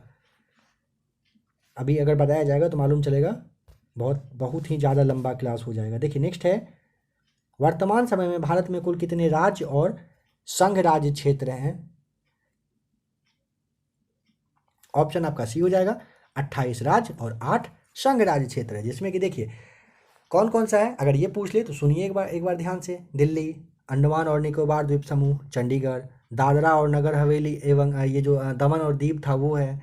फिर आपका लक्षद्वीप हो जाएगा, पुडुचेरी हो जाएगा, जम्मू कश्मीर हो जाएगा, लद्दाख हो जाएगा। ये टोटल 8 राज्य क्षेत्र, ये संघ राज्य क्षेत्र है। मतलब कहिए कि सेंट्रल का इस पर कब्जा रहता है, वहीं से ऑर्डर वगैरह चलता है, उपराज्यपाल ही होते हैं इन सब जगहों पे। बताइए कि मूल अधिकार और अनुच्छेद के निम्न जोड़ों में से कौन सा जोड़ा सही नहीं है?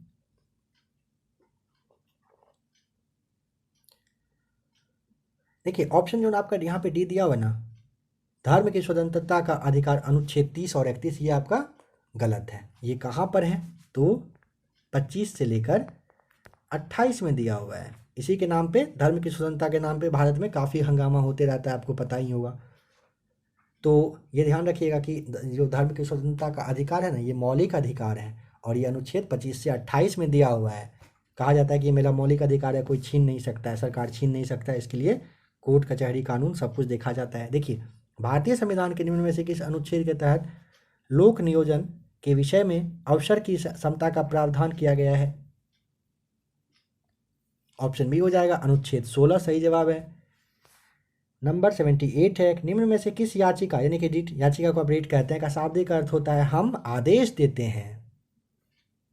आदेश देते हैं कहिए, मतलब कि आज्ञा देते हैं, ये बताइए कहाँ पर दिया हुआ है? तो आपको पता होना चाहिए, ऑप्शन नंबर जो आपका डी है ना, परमादेश में। ध्यान रखिएगा कहाँ पर, परमादेश के रूप में। ये मतलब न्यायालय वगैरह कहते हैं ना कि हम आदेश देते हैं, तो इस तरह से है। आइए देखते हैं नेक्स्ट क्वेश्चन,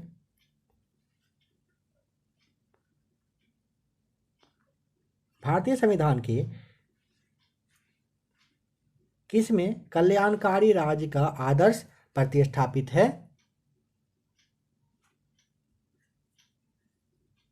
ऑप्शन नंबर आपका यहाँ पे सी हो जाएगा, नीति निर्देशक तत्व में। जो कि आपको पता होना चाहिए। नीति निर्देशक तत्व जो है ये भाग 4 अभी बताया गया था, भाग 4 और अनुच्छेद 36 से 51 में दिया हुआ है। नंबर 80 है, भारतीय संविधान के निम्न में से किस अनुच्छेद के तहत कृषि एवं पशुपालन संबंधी प्रावधान किया गया है? सोच समझ के जवाब बताइए। ऑप्शन नंबर आपका यहाँ पे सी हो जाएगा सही जवाब। अनुच्छेद 48 में दिया हुआ है। देखिए अनुच्छेद 40 में क्या है, तो ग्राम पंचायत के बारे में दिया हुआ है। अनुच्छेद 44 पूछे तो राज्य का जो नीति निर्देशक और सिद्धांत का जो परिभाषा होता है ना, उसे समझाया गया है किसमें, अनुच्छेद 44 में। ठीक है, और जैसे आप कह सकते हैं कि जैसे अब यूसीसी कहते हैं, समान नागरिकता कानून, ये शामिल है। इसका मतलब है ना कि देश का सभी नागरिक जो है देश के लिए पूरे क्षेत्र में मतलब हर जगह पर एक समान अधिकार वो रखता है, एक समान उसका अधिकार होगा, किसी में कोई भेदभाव नहीं होगा। फिर आपका जो अनुच्छेद 49 दिया हुआ है 49, इसमें क्या है, तो जो आपका ऐतिहासिक स्मारक वगैरह है ना, उसकी रक्षा करने के बारे में अनुच्छेद 49 में दिया गया है। आइए देखते हैं, अनुच्छेद 40 तो आपको बता ही दिया गया, ग्राम पंचायत से है।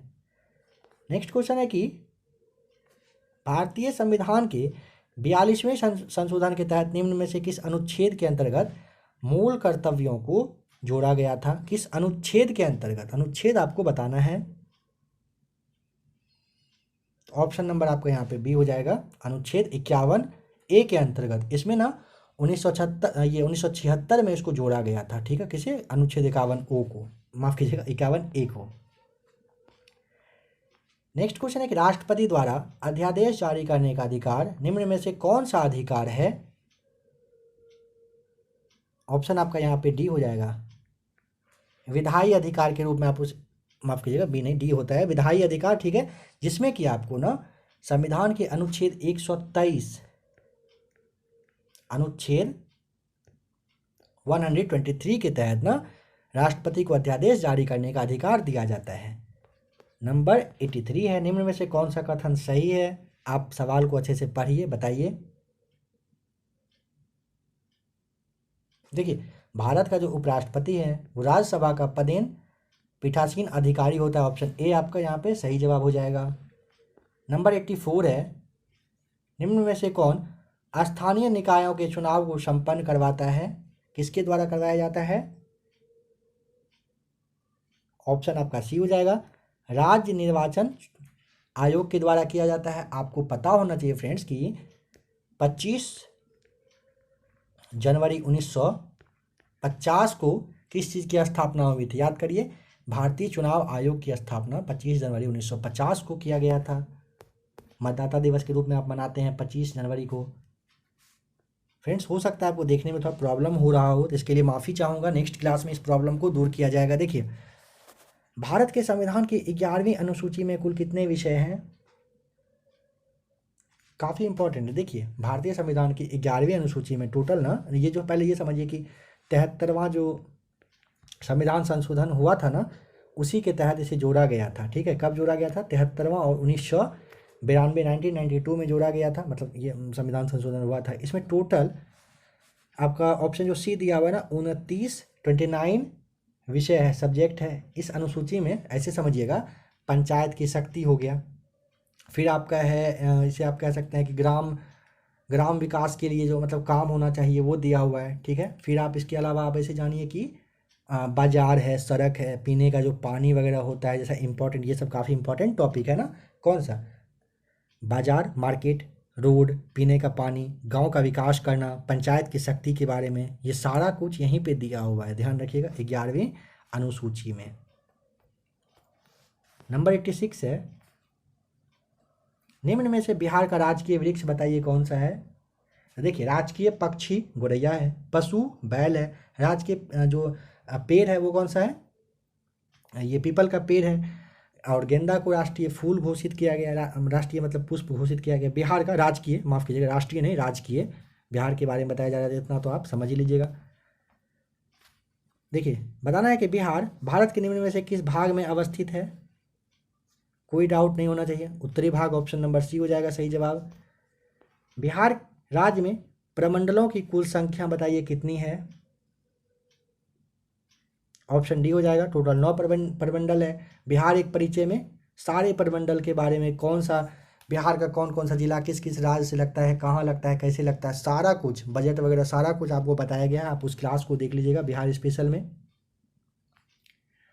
जनगणना 2011 के अनुसार निम्न में से कौन सा बिहार का सर्वाधिक साक्षरता दर वाला राज्य है? तो ऑप्शन सी हो जाएगा। देखने के क्वेश्चन के साथ ही आप समझ गए होंगे कि रोहतास सही जवाब है। सेकंड नंबर पे हो जाएगा पटना। फर्स्ट पे रोहतास और सेकंड पे पटना सही जवाब है। नेक्स्ट क्वेश्चन है कि बिहार राज्य का निम्न में से कौन सा जिला पश्चिम बंगाल की सीमा को स्पर्श करता है? काफ़ी अच्छे से बताया गया था आपको। पश्चिम बंगाल से लगने वाला 3 जिला है, कौन कौन सा? तो आपका हो जाएगा स्पर्श करने वाला, देखिए सबसे पहले तो आपका हो जाएगा कटिहार, फिर है आपका पूर्णिया, और एक आपका बच रहा है कौन सा, दिया हुआ ऑप्शन जो नंबर सी, किशनगंज। कटिहार, किशनगंज, पूर्णिया, ये तीनों जो हैं पश्चिम बंगाल की सीमा से लगने वाले जिला हैं बिहार के। नंबर 91 है, सम्राट अशोक के काल में प्रांत दक्षिणापथ की राजधानी निम्न में से कौन सी थी? ऑप्शन नंबर जो हो जाएगा स्वर्णगिरी, डी सही जवाब। कहाँ पर है अगर? तो कर्नाटक, ध्यान रखिएगा स्वर्णगिरी कहाँ पर स्थित है, तो कर्नाटक में। नंबर 92 है कि बिहार पर इल्तुतमिश ने आक्रमण किया था कब? ऑप्शन डी हो जाएगा लगभग 1225 ईस्वी में। 3 जुलाई 1857 को पीर अली के नेतृत्व में निम्न में से कहाँ विद्रोह हुआ था? ऑप्शन ए हो जाएगा पीर अली के नेतृत्व में। कहाँ पर? पटना में हुआ था। ये सब बताया जा चुका है, इसीलिए इसके बारे में ज़्यादा नहीं बोला जा रहा है, नहीं बताया जा रहा है। बिहार राज्य के निम्न में से किस जिले में गौतम बुद्ध वन्यजीव अभ्यारण्य एवं राष्ट्रीय उद्यान अवस्थित है? ऑप्शन बी हो जाएगा गया जिले में है। निम्न में से किस नदी को बिहार में अशुभ या फिर आप कहिए अपवित्र नदी के रूप में जाना जाता है? ऑप्शन आपका हो जाएगा डी, कर्मनाशा को आप किस नाम से जानते हैं? मतलब कहिए कि बिहार का जो आपका है अशुभ या अपवित्र नदी है। नंबर 96 है, वित्तीय वर्ष 2021-22 का बिहार राज्य का अनुमानित कुल बजट बताना है कि कितना है? कुल व्यय का जो कुल व्यय बजट कितना है? ऑप्शन नंबर आपका डी सही जवाब हो जाएगा। 2,18,302.70 करोड़ रुपए 2021-22 का बिहार का अनुमानित बजट व्यय है। कुल व्यय बजट कहते हैं उसे आप। बताइए कि बिहार राज्य के निम्न में से किस क्षेत्र में पायराइट्स प्राप्त होता है? देखिए ऑप्शन तो आपका ए जो है ना रोहतास सही जवाब हो जाएगा। इसके साथ साथ आप एक और नाम जान लीजिए, इसे याद रखिएगा, भूलिएगा नहीं। रोहतास और कैमूर दोनों जगह पे पायराइट्स की मतलब ये मिलता है। अगर पूछे एग्जाम में दोनों में से कोई दे करके तो आपको बता देना है। अगर दोनों ऑप्शन में रहे तो ऑप्शन नंबर ई को आप टिक करके आराम से निकल सकते हैं। नंबर 98 बताइए, जिला और उत्पाद के निम्न जोड़ों में से कौन सा जोड़ा जो है वो सही नहीं है? देखिए मधुबनी में महीन सूती कपड़ों के थान, ये सही है। कैमूर में ऊनी कालीन, नवादा में लिनेन और पटना में जूट का जो थैला है ये गलत है। बस ये गलत है। जूट का थैला अगर सबसे टॉप पे पूछे तो पूर्णिया, जो कि शिक्षा वगैरह के मामले में काफ़ी पीछे है, ध्यान रखिएगा पूर्णिया। इसके अलावा भी अगर आप जानना चाहें तो देखिए दरभंगा है, सहरसा है, कटिहार है, इन सब जगहों पर जूट के थैले का जूट का उत्पादन अच्छे से होता है। तो ऑप्शन के अकॉर्डिंग आपको वहाँ पे टिक करना है। नंबर 99 है, बिहार राज्य में अवस्थित बेतिया जल विद्युत परियोजना कुल कितनी क्षमता या मेगावाट की है? देखिए ऑप्शन जो आपका डी है ना 50 मेगावाट, ऑप्शन के अकॉर्डिंग आपको 50 टिक करना है, बट आप जान लीजिए कि यहाँ पे 54 मेगावाट सही जवाब हो जाएगा। अगर 54 रहे तो बिल्कुल सही, नहीं तो 50 अगर दिया रहे तो 50। दृष्टि पब्लिकेशन की बुक को 50 मेगावाट ही देने का मन था तो यहाँ पे दिया गया है, बट 54 राइट आंसर होगा। तो आप ये ध्यान रखिएगा, अपने ऑप्शन के अकॉर्डिंग आपको टिक करना है। 1-2 मेगावाट आगे पीछे होता है, कोई बड़ी बात नहीं है। बिहार राज्य में निम्न में से किस स्थान पर बाबा साहेब भीमराव अम्बेडकर बिहार विश्वविद्यालय है? तो ऑप्शन नंबर आपका यहाँ पे सी जवाब हो जाएगा, मुजफ्फरपुर में है। ठीक है, कहाँ पर है?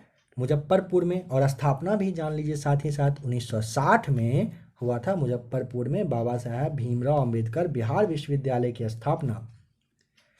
बताइए निम्न में से कौन मूल्यवर्धित शब्द को स्पष्ट नहीं करता है।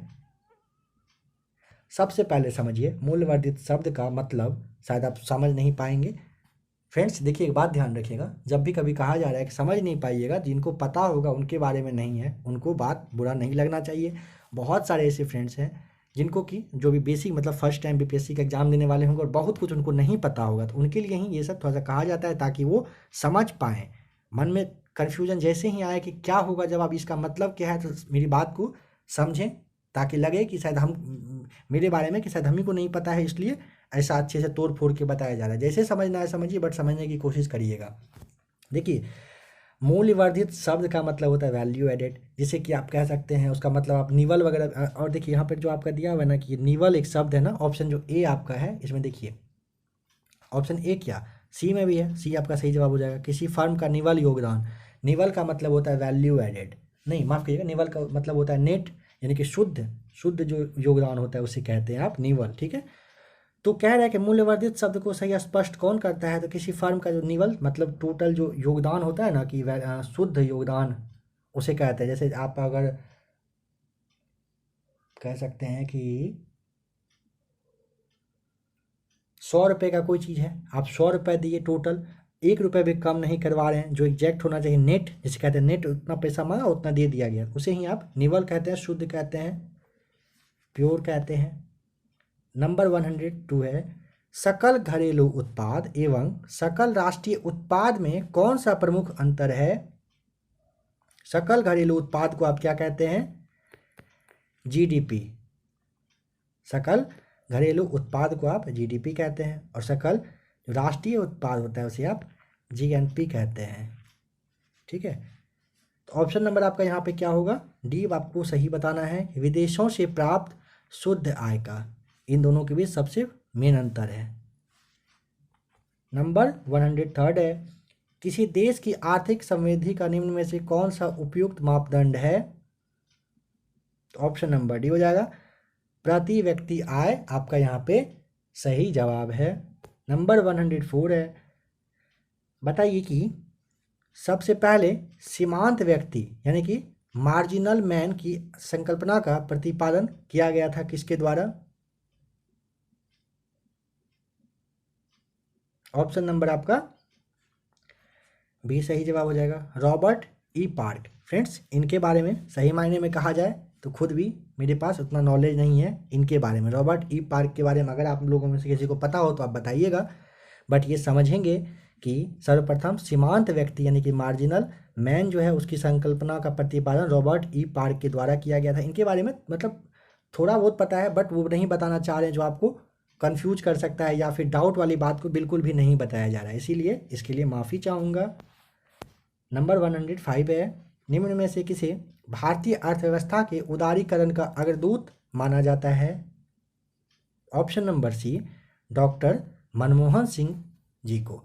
देखिए इनके द्वारा ना भारतीय अर्थव्यवस्था को ना विश्व के व्यापार से माफ़ कीजिएगा बाजार से ना जोड़ने के बाद उन्होंने मतलब आयात और निर्यात के नियम को ना काफ़ी इजी किया था। मतलब वर्ल्ड से भारत को जोड़ने का काम इन्हीं के द्वारा किया गया था अर्थव्यवस्था के मामले में। साथ ही जो आपका ये रोजगार गारंटी योजना आया था, आधार कार्ड योजना था, न्यूक्लियर डील था, शिक्षा का जो अधिकार वगैरह था, इस सारा कुछ का श्रेय अगर जाता है तो डॉक्टर मनमोहन सिंह को ही जाता है। इनके ये काफ़ी ज़्यादा मतलब इम्पोर्टेंट भारतीय अर्थव्यवस्था के लिए ये रह चुके हैं। भारत में निम्न में से किस पंचवर्षीय योजना में अर्थव्यवस्था के समाजवादी स्वरूप को अपनाया गया। तो ऑप्शन नंबर आपका यहाँ पे क्या हो जाएगा सही जवाब। देखिए जो आपका ऑप्शन नंबर जो बी है ना, दूसरी पंचवर्षीय योजना, इसी में अपनाया गया था। आपको पता होना चाहिए कि दूसरी पंचवर्षीय योजना को आप एक और नाम से भी जानते हैं, वो नाम आपको याद आ रहा होगा तो ठीक, नहीं तो समझिएगा नेहरू महालनोबिस जो मॉडल था ना, मतलब उसी दूसरी पंचवर्षीय योजना में ही अपनाया गया था, ऐसे समझिएगा। दूसरी पंचवर्षीय योजना में नेहरू महाल ये जो नोबिस थे मॉडल, उनको अपनाया गया था। योजना का मुख्य काम क्या था, उद्देश्य क्या था, इसे समझिए। तो देखिए जैसे बुनियादी और जो भारी उद्योग वगैरह का विकास करना है ना, उसको करने पर काफ़ी जोर दिया गया था। और औद्योगिकीकरण जो होता है उसकी मतलब उसको काफ़ी फास्ट किया गया था। ठीक है, ध्यान रखिएगा। ऑप्शन नंबर आपका यहाँ पे बी है सही जवाब, कि दूसरी पंचवर्षीय योजना में अर्थव्यवस्था के समाजवादी रूप को अपनाया गया था, मतलब आगे बढ़ाने के लिए काफ़ी कुछ इसमें किया गया था। भारत में स्वतंत्रता से पहले निम्न में से किसे निर्धनता की अवधारणा पर विचार किया था? निर्धनता की अवधारणा पर आपको पता होगा, इस तरह का जो बड़ा बड़ा बात होता है ना, विचार करने वाला, ये कौन करते हैं? दादा लोग करते हैं। तो ऑप्शन नंबर आपका सी हो जाएगा, दादा भाई नौरोजी के द्वारा किया गया था। नंबर 108 में आपको देखना है, निम्न में से किसे गरीबी निवारण के प्रभावपूर्ण अस्त्र के रूप में स्वयं सहायता समूह के लिए के विचार को इन्होंने दिया था? फ्रेंड्स, ये इस क्वेश्चन को फिर से आपको बताया जा रहा है, समझिएगा, काफ़ी इंपॉर्टेंट है। आप जानेंगे इनके बारे में तो खुद समझ जाएंगे। देखिए ऐसे समझिए, मोहम्मद जो यूनुस है ना, इनको गरीबी निवारण के प्रभावपूर्ण अस्त्र के रूप में स्वयं सहायता समूह के विचार को इन्होंने ही दिया था। देखिए इनके बारे में, मोहम्मद यूनुस जो हैं ये आपके बांग्लादेश के, कहाँ के? बांग्लादेश के फेमस अर्थशास्त्री हैं।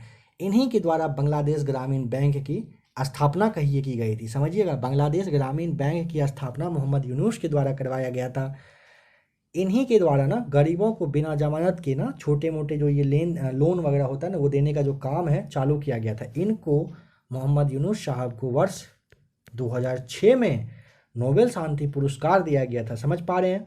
इनका जो मॉडल है ये काफ़ी ज़्यादा मतलब कहिए कि फेमस हो चुका है और पूरे वर्ल्ड में इसको अपनाने का प्रोसेस चालू है। 2006 में नोबेल का शांति पुरस्कार भी मोहम्मद यूनुस साहब को मिल चुका है।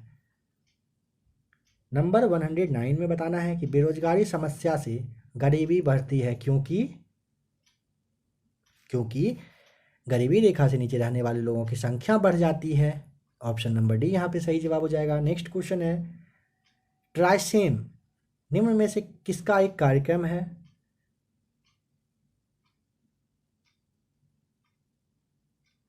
देखिए ऑप्शन नंबर जो आपका यहाँ पे डी है ना, ग्रामीण विकास का कार्यक्रम है। समझिएगा कि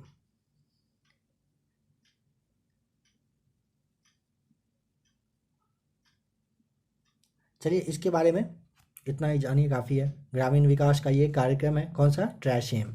क्योंकि कुछ खास इसमें जानने को है नहीं जो आपके एग्जाम के व्यू से सही मतलब आएगा, तो फालतू का कंफ्यूज करने से कोई कंफ्यूज या फिर एक्स्ट्रा बताने का कोई यहाँ पे वो बात नहीं होता है। देखिए भारत में मुद्रास्फीति के प्राकलन का सबसे प्रचलित माप क्या है?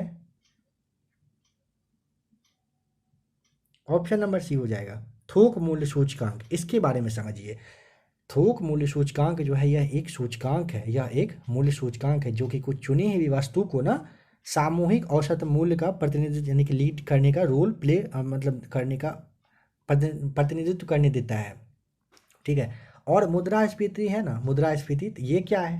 ये भी तो एक कन्फ्यूजन वाला बात हो सकता है किसी के लिए। तो मुद्रास्फीति ना मार्केट में वस्तु और सेवाओं का जो प्राइस में वृद्धि होता है ना, उसे ही आप कहते हैं। इसमें ना देखिए सिंपल लैंग्वेज में समझिए, इसमें पैसे का जो प्राइस है ना वो कम हो जाता है। मतलब 1 रुपये का वैल्यू आपको ना समझिए कि 70 पैसा के आसपास दिया जाए और 1 रुपये का सामान का जो दाम है उसको 1 रुपया 10 पैसा में बेचा जाए, इस लेवल का। फिर से समझिए, 1 रुपये है, उसे उसके बदले आपको कहा जाएगा कि 70 पैसा ही दिया जाएगा। आपको पैसे में तो घाटा हो रहा है, और जब आप उसी पैसे को लेकर आप दुकान पे जाते हैं कुछ लेने के लिए ना, तो आपको ना 1 रुपये का सामान को कह रहा है कि 1 रुपया 10 पैसा में देंगे, क्योंकि आपके 1 रुपये का वैल्यू कुछ नहीं है। मतलब उसको 10 पैसा और दीजिएगा तो उसके सामान के बराबर है। तो इसमें ना पैसे का प्राइस कम और वस्तु का प्राइस ज़्यादा हो जाता है। सिंपल ऐसे ध्यान रखिएगा। तो ऑप्शन सी हो जाएगा, थोक मूल्य सूचकांक सही जवाब। बताइए कि ई कुबेर क्या है? भारतीय रिजर्व बैंक की कोर बैंकिंग सुविधा को ही आप ई कुबेर के नाम से जानते हैं। करंट अफेयर्स में काफ़ी अच्छे से बताया जा चुका है। बताइए स्मर्फिंग जो शब्द है वो संबंधित है किस चीज़ से? तो इसे भी आप सिंपल में समझिए, ऑप्शन सी मनी लॉन्ड्रिंग से है। मनी लॉन्ड्रिंग किसे कहते हैं? ये कन्फ्यूजन क्वेश्चन मन में आए तो हवाला के द्वारा जो लेन देन होता है ना, उसके लिए जो शब्द यूज किया जाता है उसे ही आप स्मर्फिंग कहते हैं। ठीक है, यानी कि विदेश में पैसा भेज के अपने खाते का पैसा कहीं और रख देना। घाटे का जो वित्तीय व्यवस्था का अर्थव्यवस्था पर निम्न में से क्या प्रभाव पड़ता है बताइए। तो ऑप्शन नंबर क्या हो जाएगा, बी सही जवाब, मुद्रा आपूर्ति में बढ़ोतरी होती है। नंबर 115 निम्न में से कौन स्टॉक एक्सचेंज में सटोरिया नहीं होता है। यहाँ तो कन्फ्यूजन तय है कुछ लोगों को, सबको नहीं। तो अब यहाँ पे कन्फ्यूजन आपका अच्छे से क्लियर किया जाएगा, समझिएगा बस 1-1.5 मिनट के आसपास इस सवाल में। देखिए स्टॉक एक्सचेंज में सटोरिया को ना 2 पार्ट में आप बांटते हैं। देखिए आपको आदमी के जैसा लग रहा होगा, अगर यहाँ पे आंख लगा दिया जाए तो 2 पार्ट में बांटते हैं, ठीक है। एक होता है आपका ये मतलब तंजारिया ले लीजिए यहाँ पे, और दूसरा होता है ये मंदरिया। मंदरिया समझना है, बंदरिया नहीं फ्रेंड्स। देखिए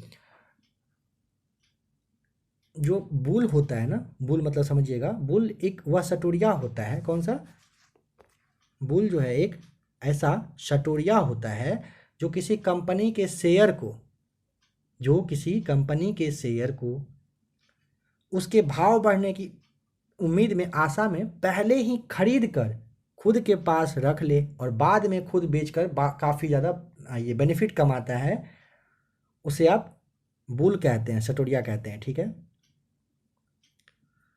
उसके बाद जो आपका एक होता है बुल हो गया, फिर आपका एक होता है बियर भी होता है, ये भी ध्यान रखिएगा। कौन, एक होता है बियर। तो बियर मतलब इसे आप कहते हैं, बियर जो है ना आपका, ये मंदारिया को आप बियर कहते हैं, ठीक है। ये वैसा सटोरिया होता है जो किसी कंपनी के शेयर को उसके भाव गिरने के डाउट में ना पहले बेच देता है, अपने आप को तेज समझता है। यानी कि बियर यानी कि मंदारिया वो होता है जो किसी कंपनी का शेयर उसको लगे कि अब गिरने वाला है, उसके पहले बेच के निकल ले, तो वो कौन, तो मंदारिया यानी कि बियर यानी बेचने वाला, ठीक है। और जो आपका ये है तंजारिया है, ये क्या होता था, यह ऐसा सटोरिया है जो किसी कंपनी के शेयर को खुद के पास खरीद के रख लेता है और जब भाव बढ़ता है तो उसे बेच देता है। मतलब उसको पहले अंदाज़ा लग जाता है, उसको पता चल जाता है कि भाव किसका बढ़ने वाला है, खरीद के खुद के पास तंजारिया रख लेता है। तो आपका क्वेश्चन के अकॉर्डिंग यहाँ पे क्या होगा सही जवाब, बी नंबर सही जवाब हो जाएगा। सटोरिया नहीं होता है कौन, ब्रोकर। तो अब देखिए ब्रोकर क्या है, तो शेयर मार्केट में अगर आपको पैसा लगाना है तो उसके लिए आपको एक अकाउंट खोलना पड़ता है, जिसे आप डीमेट अकाउंट के नाम से जानते हो। डीमेट अकाउंट की ज़रूरत होता है और बिना ब्रोकर के आप डीमेट अकाउंट नहीं खोल सकते हैं, ध्यान रखिएगा। अब 1-2 बात इस क्वेश्चन से हट के थोड़ा सा आपके जीके को स्ट्रॉन्ग करने के लिए, भारत और एशिया का सबसे बड़ा स्टॉक एक्सचेंज अगर कोई है तो वो बॉम्बे स्टॉक एक्सचेंज है, ठीक है। कौन सा है, बॉम्बे है। अगर आपसे पूछता है कि विश्व में सबसे बड़ा जो है ये स्टॉक एक्सचेंज कौन सा है, बड़ा नहीं कहिए, ओल्डेस्ट कहिए। ओल्डेस्ट अगर कौन सा है तो आपका न्यूजीलैंड का है। न्यूजीलैंड जो है, न्यूजीलैंड का स्टॉक एक्सचेंज वो सबसे पुराना है, ठीक है। और अगर विश्व में सबसे बड़ा ये स्टॉक एक्सचेंज पूछे कौन सा है तो वो आप बताइएगा, वो मेरे पास उसका जवाब नहीं। अगर आपको पता हो तो 115 लिख के आपको बताना है सबसे बड़ा स्टॉक एक्सचेंज कौन सा है, सबसे पुराना स्टॉक बड़ा कौन सा है पूरा विश्व में। पुराना तो आपको बताया ही गया, न्यूजीलैंड है। बताइए कि कब से, माफ़ कीजिएगा फ्रेंड्स, निम्न में से कब केंद्रीय मंत्रिमंडल ने लद्दाख में सिंधु केंद्रीय विश्वविद्यालय की स्थापना को मंजूरी दी है। 1-2 क्लास के पहले करंट अफेयर्स में आपको इस सवाल के बारे में बताया गया था। देखिए 22 जुलाई 2021 को, कब, 22 जुलाई 2021 को केंद्रीय कैबिनेट की जो बैठक हुई थी उसी में इस पर मुहर लगा था। केंद्र सरकार ने, 1-2 बात समझिएगा, केंद्र सरकार जानबूझकर क्या किया ना कि लद्दाख में ना, मतलब ये जो जब ये यूनिवर्सिटी बन रहा था ना, तो इसका नाम, पहला ये ऐसा नाम है जो किसके नाम पर है, किसी नदी के नाम पर है, ठीक है, सिंधु के नाम पर है। इसलिए रखा गया ना कि आपको पता है कि जैसे लद्दाख नहीं, पूरे जो मतलब पाक का एरिया है कौन सा, जो कि आपके भारत का था और अवैध तरीके से पाकिस्तान उसने कब्जा किया, जैसे गिलगिट वगैरह है, बल्तिस्तान है, इन सब सारी जगह पर जो है ना, मतलब इनको मतलब कहिए कि एक करने के नज़रिए से किया गया है। और 110 एकड़ ज़मीन पे ये बन रहा है। टोटल अगर लागत आपसे पूछे तो 750 करोड़ रुपए के लागत से ये बन रहा है। नंबर 117, निम्न में से कौन सी संगीति बिहार में नहीं हुई थी? तो पहला हुआ था कहाँ पर? राजगृह में 483 में। दूसरा हुआ था 383 कहाँ पर? वैशाली में। तीसरा हुआ था 247 में। कहाँ पर? पाटलिपुत्रा में। चौथा हुआ था कहाँ पर? तो आपका ये 72 ईस्वी का ही है, यानी पहली शताब्दी में। और ये श्रीनगर कुंडलवन में हुआ था, ठीक है। और ये सारा कुछ ईसा पूर्व में लिखा गया है, ईस्वी मत समझना है, आप नहीं समझिएगा। तो ऑप्शन डी हो जाएगा चौथा, जो कि कश्मीर कुंडलवन में हुआ था। भारत के निर्वाचन आयोग ने 2022 में कुल कितने राज्यों को विधानसभा के आम चुनाव कार्यक्रम की घोषणा की थी? तो टोटल 5 राज्य में चुनाव हुआ था क्या? अभी जस्ट खत्म हुआ है, 3 दिन पहले रिजल्ट आया है। दिसंबर 2021 में आर्थिक मामलों की मंत्रिमंडलीय समिति ने कुल कितने समय तक प्रधानमंत्री कृषि सिंचाई योजना को क्रियान्वयन की मंजूरी प्रदान की है?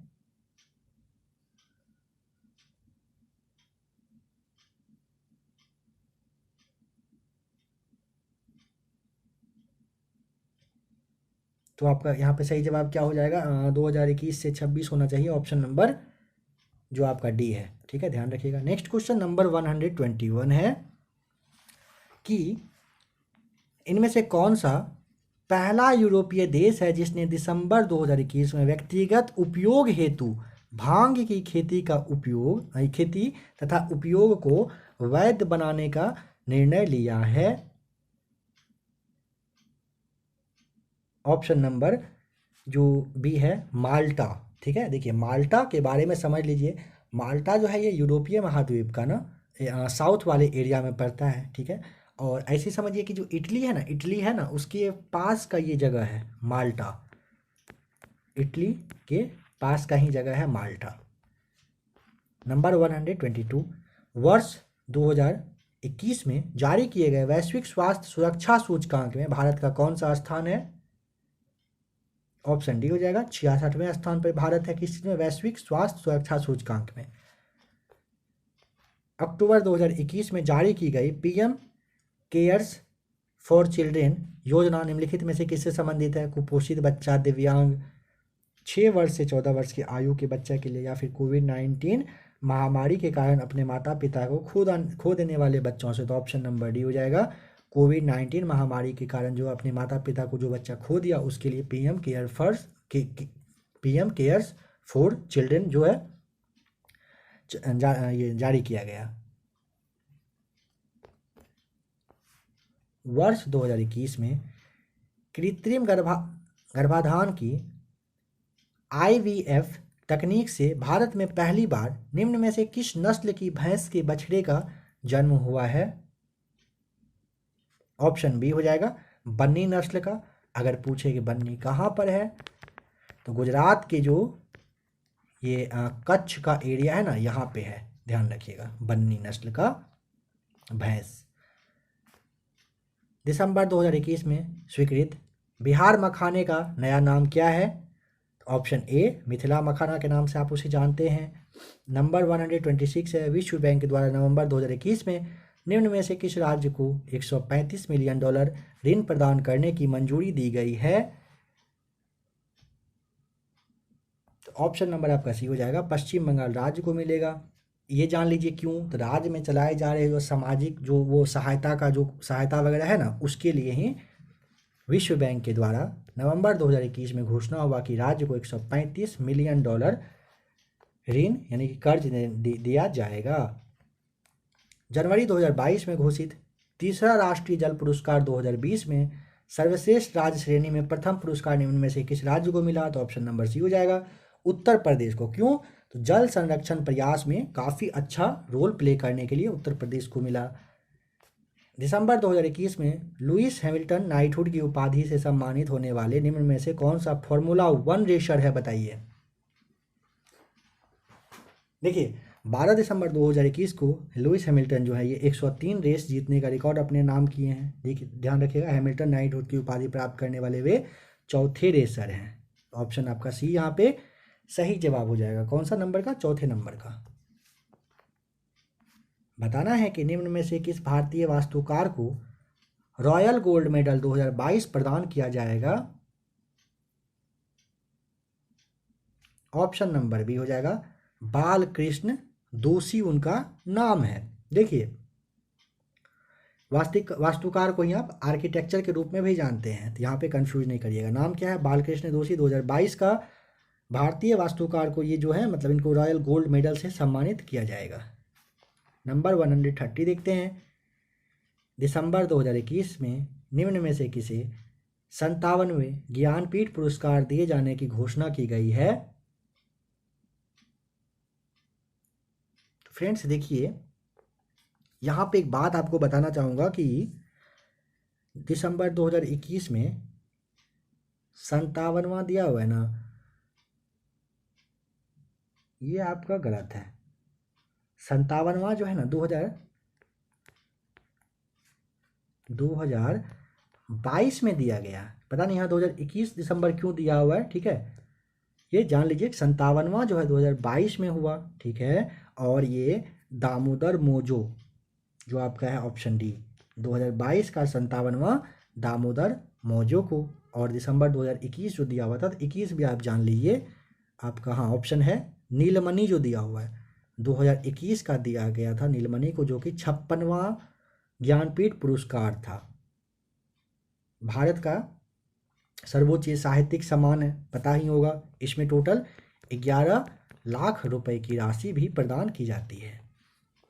बताइए कहाँ पर 5वां हिंद महासागर सम्मेलन 2021 का आयोजन किया गया है। देखिए केंद्रीय जो विदेश मंत्री है ना डॉक्टर जयशंकर, इन्होंने 4 और 5 दिसंबर 2021 को 5वां महासागर ये जो सम्मेलन हुआ था ना, इसमें शामिल होने के लिए गए थे भारत की ओर से, ठीक है। मतलब ये शामिल हुए थे। इसका विषय क्या था? तो महासागर दे करके पारिस्थितिकी है, अर्थव्यवस्था है, महामारी, ये सारा कुछ था। इसकी जो इस सम्मेलन की जो अध्यक्षता किसने किया था अगर आपसे पूछ ले तो श्रीलंका के जो प्रेसिडेंट हैं, नाम क्या है उनका? नाम याद करने की कोशिश करिए। क्या है? गोतबाया ये राजपक्षे करके कुछ है ना, ये हो जाएगा। तो इन्हीं के द्वारा ये किया गया था, इनकी मतलब वो अध्यक्षता किए थे। और हाँ सवाल था कि कहाँ से, इतना कुछ बता दिया गया आपको, अभी तक ये नहीं बताया गया कि कहाँ।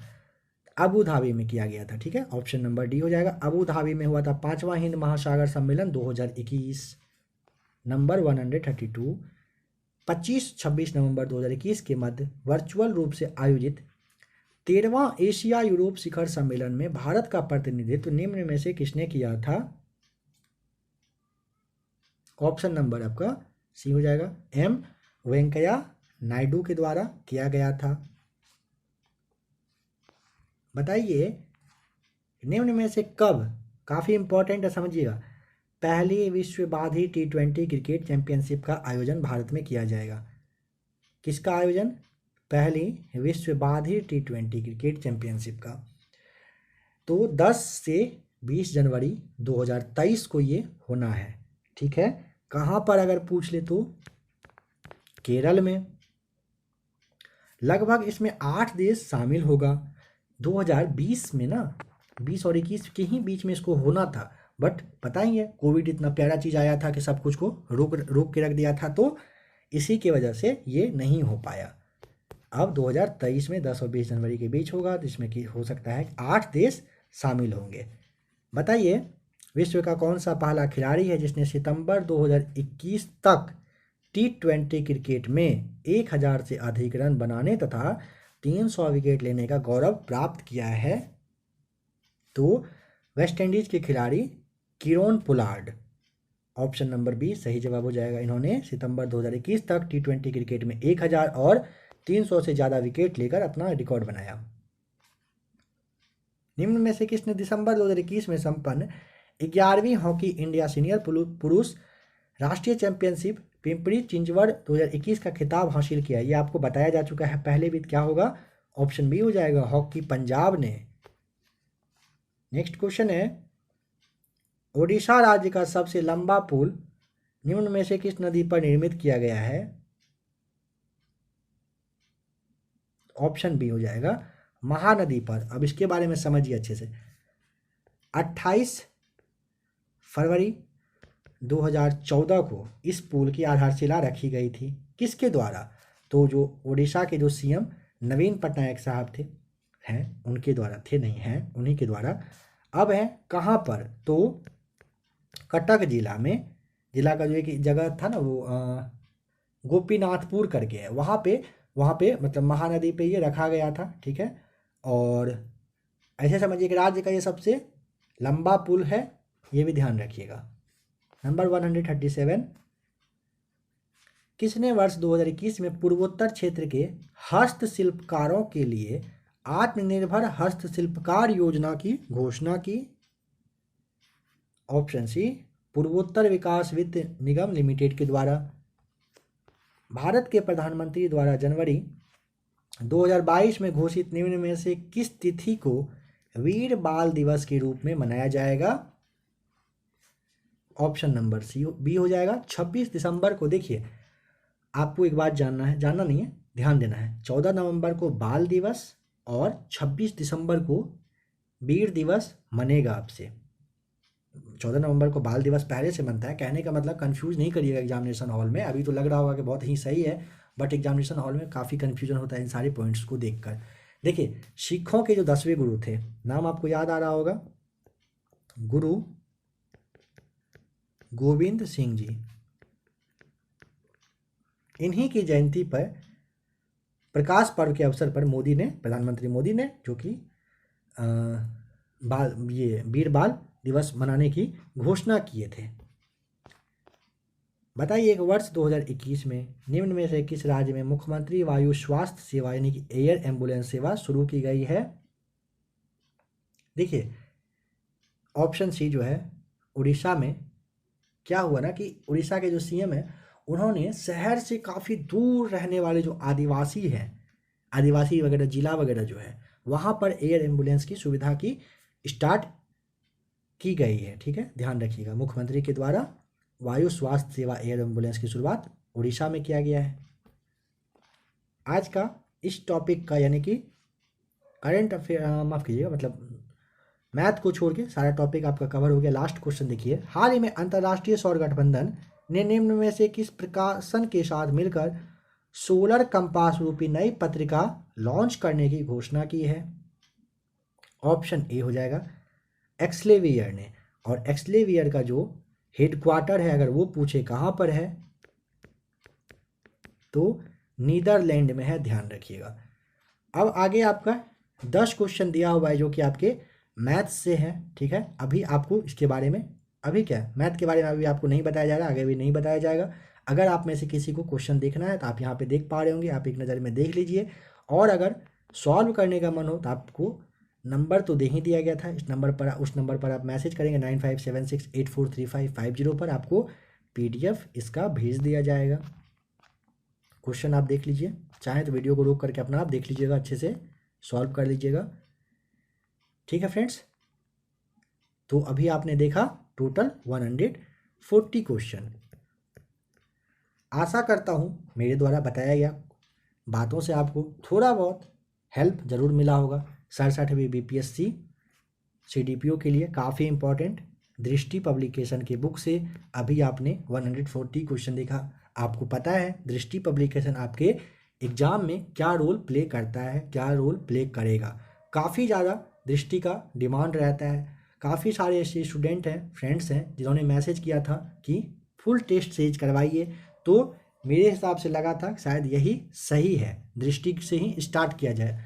आज का ABC एकेडमी का ये भी समझ लीजिएगा फ्रेंड्स, ये फर्स्ट क्लास है, फुल लेंथ प्रैक्टिस सेट का डिस्कशन के साथ फर्स्ट ये सेट है। काफ़ी सारे फ्रेंड्स ये भी मैसेज किए थे फुल डिस्कशन करिएगा जितना कर सकते हैं। अगर आपको और लंबा डिस्कशन चाहिए होगा तो बताइएगा, जितना डीपली चाहेंगे आपको उतना डीपली बताया जाएगा। लगभग अभी आपने 1000 पॉइंट्स को, उससे ज़्यादा ही पॉइंट्स को देखा। ध्यान रखिएगा, काफ़ी इंपॉर्टेंट आपका ये क्लास आज का रहा। अगर आपको वीडियो अच्छा लगा हो लाइक करिएगा, और भी क्लास चाहिए होगा मैसेज करिएगा, या तो कमेंट करेंगे या तो आपको नंबर दिया गया उस पर आप मैसेज करेंगे, आपको क्लास मिल जाएगा। ठीक है फ्रेंड्स, ऐसे ही बने रहिएगा एबीसी एकेडमी के साथ। वीडियो देखने के लिए आपका बहुत बहुत थैंक्स।